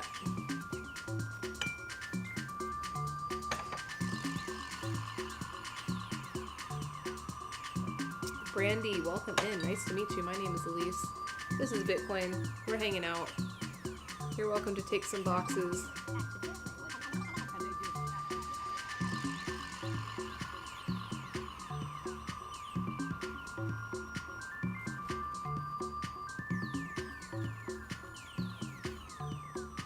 Hi.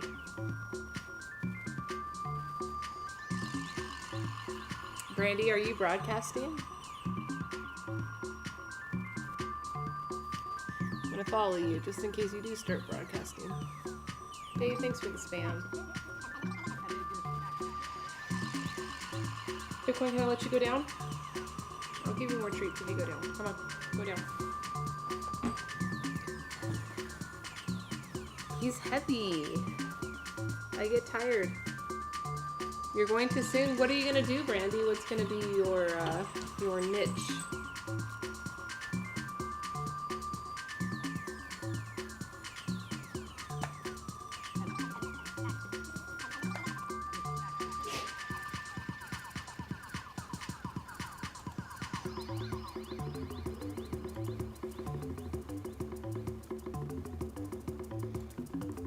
My niche is tea. I'm a tea importer. I drink tea, talk about tea. And also talk about lots of other very important subjects. Today we're talking about sex, sexual health, and sexual health education.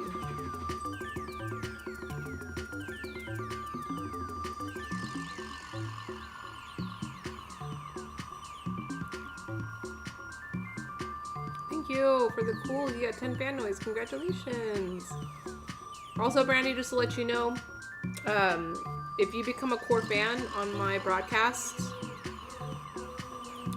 you get free tea. I send free tea. I'm a tea importer. I've got a warehouse full of tea, so it's very easy for me to do that. So stick around, and not only can you learn about the tea, but you will get to drink it. Yeah! Jehovah, get your tea. Give me a follow. Come back. Become a core fan. Yeah, you can ask other people here. Actually, no, who has gotten tea? Pikachu's left. No one here's actually gotten their tea before. Can I spam it? Doesn't take their tea. I'm always offering it. He never takes it. Thanks, Brandy. I appreciate that. Yeah, we have a lot of fun around here, but we do talk about very important topics around how to be a good neighbor, how to be more loving. Jehovah, what kind of tea do you like?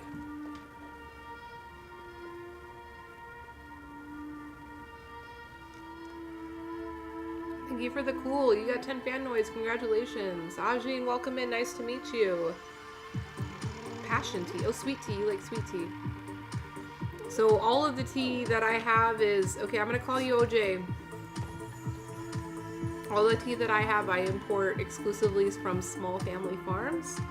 They're all like handmade artisanal teas.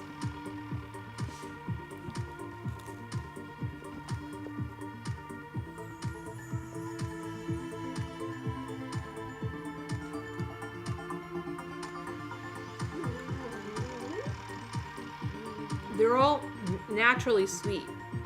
Like when the tea is like artisanally made and is high quality, it's going to be naturally more sweet. Like the tea I'm drinking here is actually quite sweet. It has no sugar in it. It's just the tea leaves and the water. You want to make your own tea company? That's interesting because my company is not a retail company. It's a tea supply chain. So I import tea on behalf of these small family farms and distribute it to tea companies. And I specialize in helping startups, tea startups, helping you understand the market, and then setting up your product lines. Yeah, you should check out my website. putting it in the comments now. This is just my wholesale website, so if you're looking for retail, I'll send that one too. But oh, you want to grow tea? Oh, where are you, Jehovah? I actually can help you with that as well. You want to grow tea. You don't want to just sell it. Because the Camellia sinensis plant is quite particular about how it likes to grow. But it is possible to grow in the United States. There's actually quite a bit of tea growing in the US now. But it's very challenging to do as a commodity product here in the US. It's much easier to do it as an artisanal product and just slowly build up. Yeah, go to my site, and there's actually resources on my site about how to grow tea. My first big project. Oh, so it's in Mexico. That's interesting.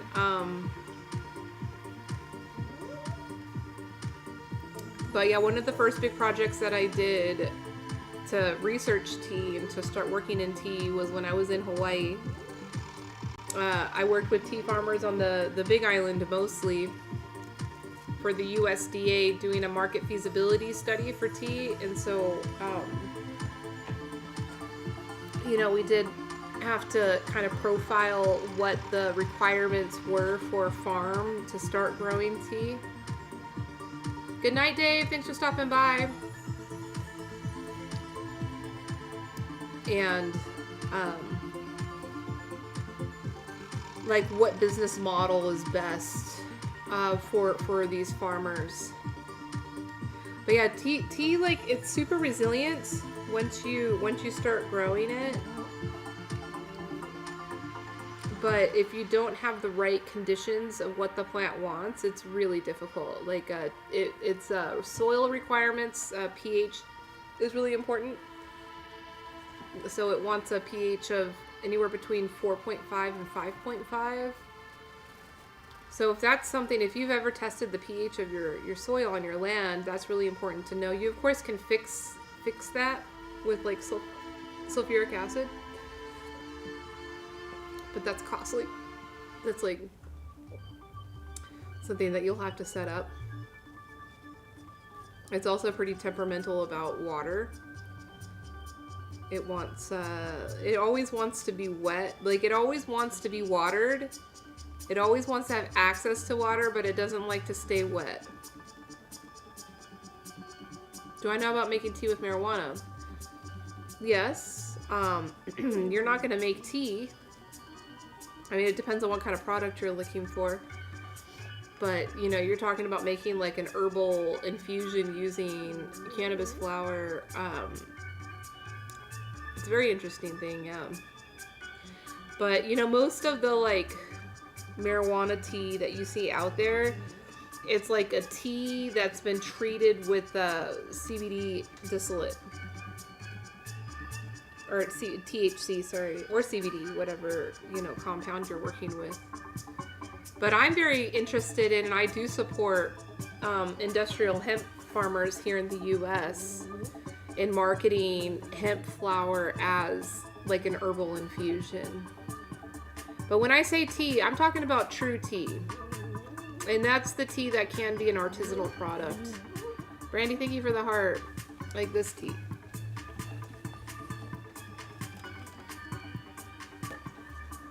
That tea. All of that tea. All of this is tea. All of this is true tea. Camellia sinensis, that's a crop. Camellia sinensis.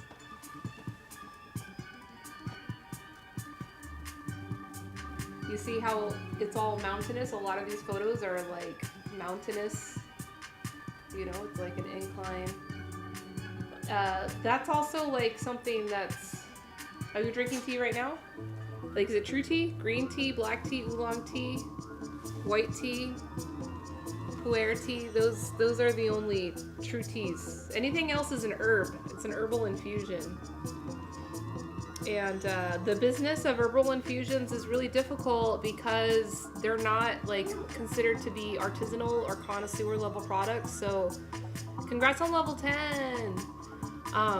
It's really hard to get higher value for those products in the market. Like those products are truly treated as a commodity. Tea can be, and usually is treated as a commodity as well. But when you start doing like artisanal level tea production, there is a connoisseur market that does appreciate higher quality and higher value, and you can see drastic increase in the available market prices on that versus herbal. And marijuana is also, you know, something tricky because the market is quite oversaturated now. Thanks for the hearts, Ryan. Thank you for the teapot, Randy. Yeah, I feel like teapots. I've got teapots. I've got lots of teapots.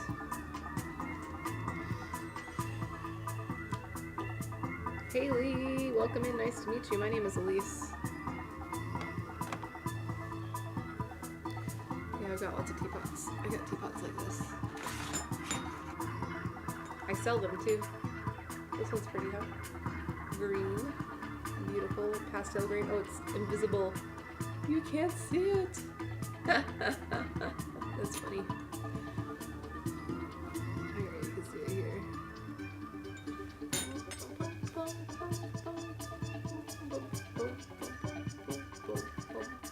Nice. Oh, thank you for the cute. It is super cute. I've got lots of super cute ones. Here, real quick, I'll show you. I'll give you a little fast tour.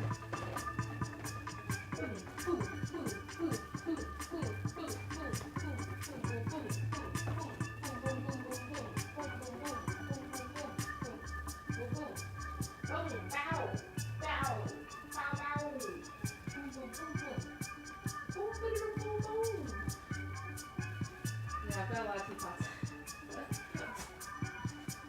I don't sell these teapots online, at least not yet. I'm like focused more on trying to have events and have people come in and like fall in love with pieces and take them home, because this is like a fire sale. Like these things are all selling for like 80% off. Really affordable, because these are like hand painted. Like this teapot right here, this green one I showed you, this is hand painted gold, real gold. It's real. It's never rubbing off. These are all hand painted.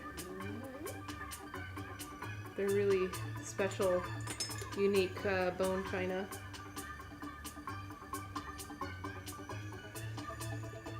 These are usually really expensive. Yeah, these are really expensive. But, hey, so if you want to buy retail from my site, you go to there's a link in my profile you can go to, or you can just go to teaanditspeople.com. That's my retail site. But Jehovah, just like I said, if you follow here and come back and become a core fan, I send tea for free, so you can get tea from me for free.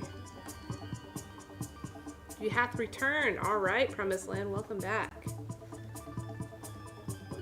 I think I'm going to be ending my stream soon, as soon as whoever's in here gets their boxes. I'm always staying up for y'all's boxes. Big Wayne, quiet boy. Why don't you go take a nap? Thanks for the spam. Can I spam it? Can I spam it? It's waiting for his core fan.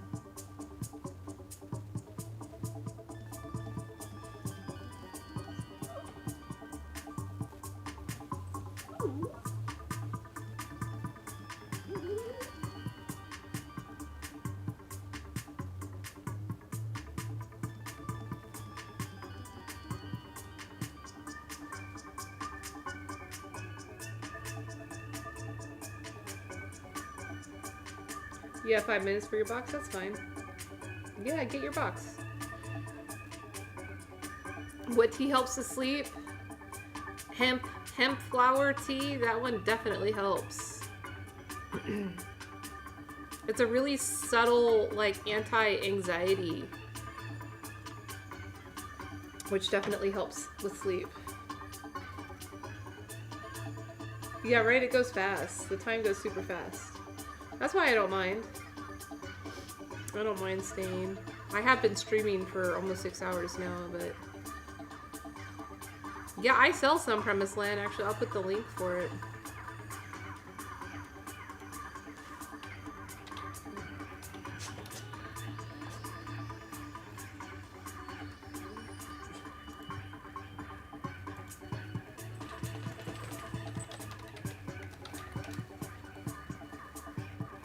Haley, thank you for the like.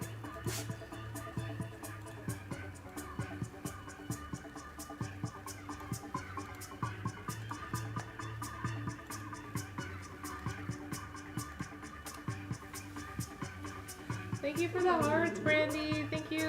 Love you. What? Thank you.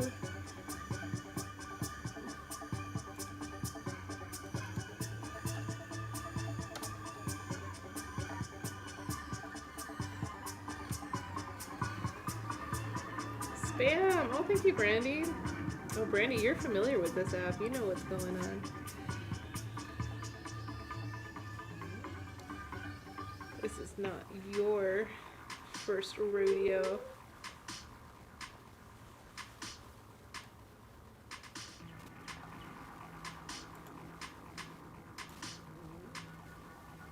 Thanks for the hearts, Ryan. Yeah, Ryan, don't miss your box. Get it.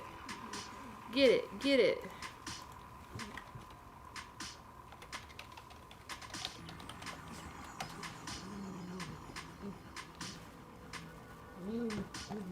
Yeah, there's a lot to learn. And once you start broadcasting, there's a whole other world to learn for the meter and how all that works. Bitcoin, quiet.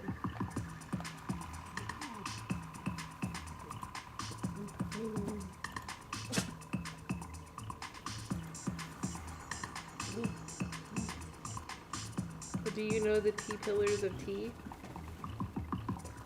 No. Wakarimasen.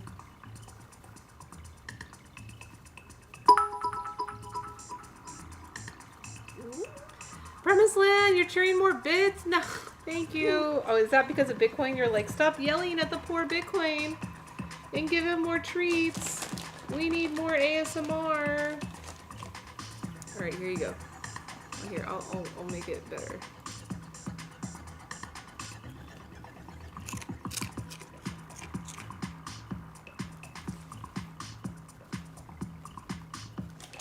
You're talking about the clapping. Yeah, catch the claps. Catch the claps. I mean, speaking of sexual health education, don't catch the clap, but catch the claps. Hey, thanks for the 50 fan noise. These are chicharron, actually. It's not even chips.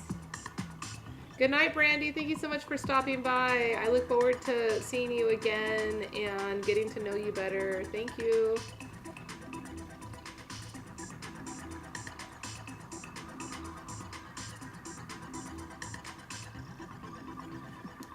Oh yeah, Bitcoin, you like the scratching on your neck? Thank you for the heart.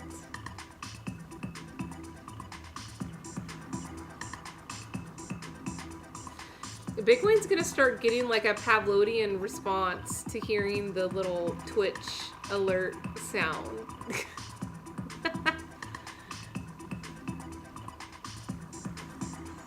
Anytime he hears that, he's gonna know, oh, a chicharron is coming, a treat is coming. Hey, Sammy, welcome in, good to see you again. Yeah, I am on Twitch. Ryan, do you like to use Twitch?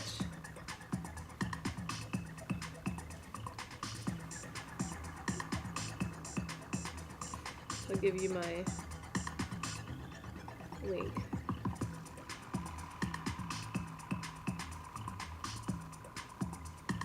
That's my Twitch channel if you ever want to check it out. tlit.tv. tlit.com is my business, and then tlit.tv is our TV channel. It's my surreal estate in the metaverse.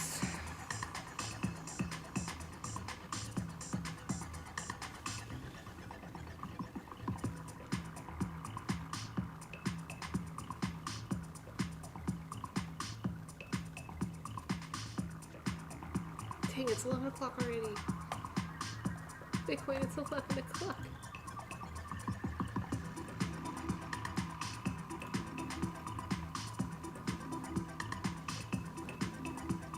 Thanks for the hearts, Sammy. Alright, Twitch. I think I'm going to end the stream. Premise Land, thank you so much for hanging out tonight. I always appreciate you and your bits and your love and your support. I hope you have a great weekend. Have good rest. Yeah, Ryan, I'll keep y'all going. Ryan, you said 5 minutes 10 minutes ago. You missed your box, didn't you? You missed your box. But Twitch, Facebook, YouTube, all y'all, love you so much. Have a wonderful weekend. I will be seeing you next week.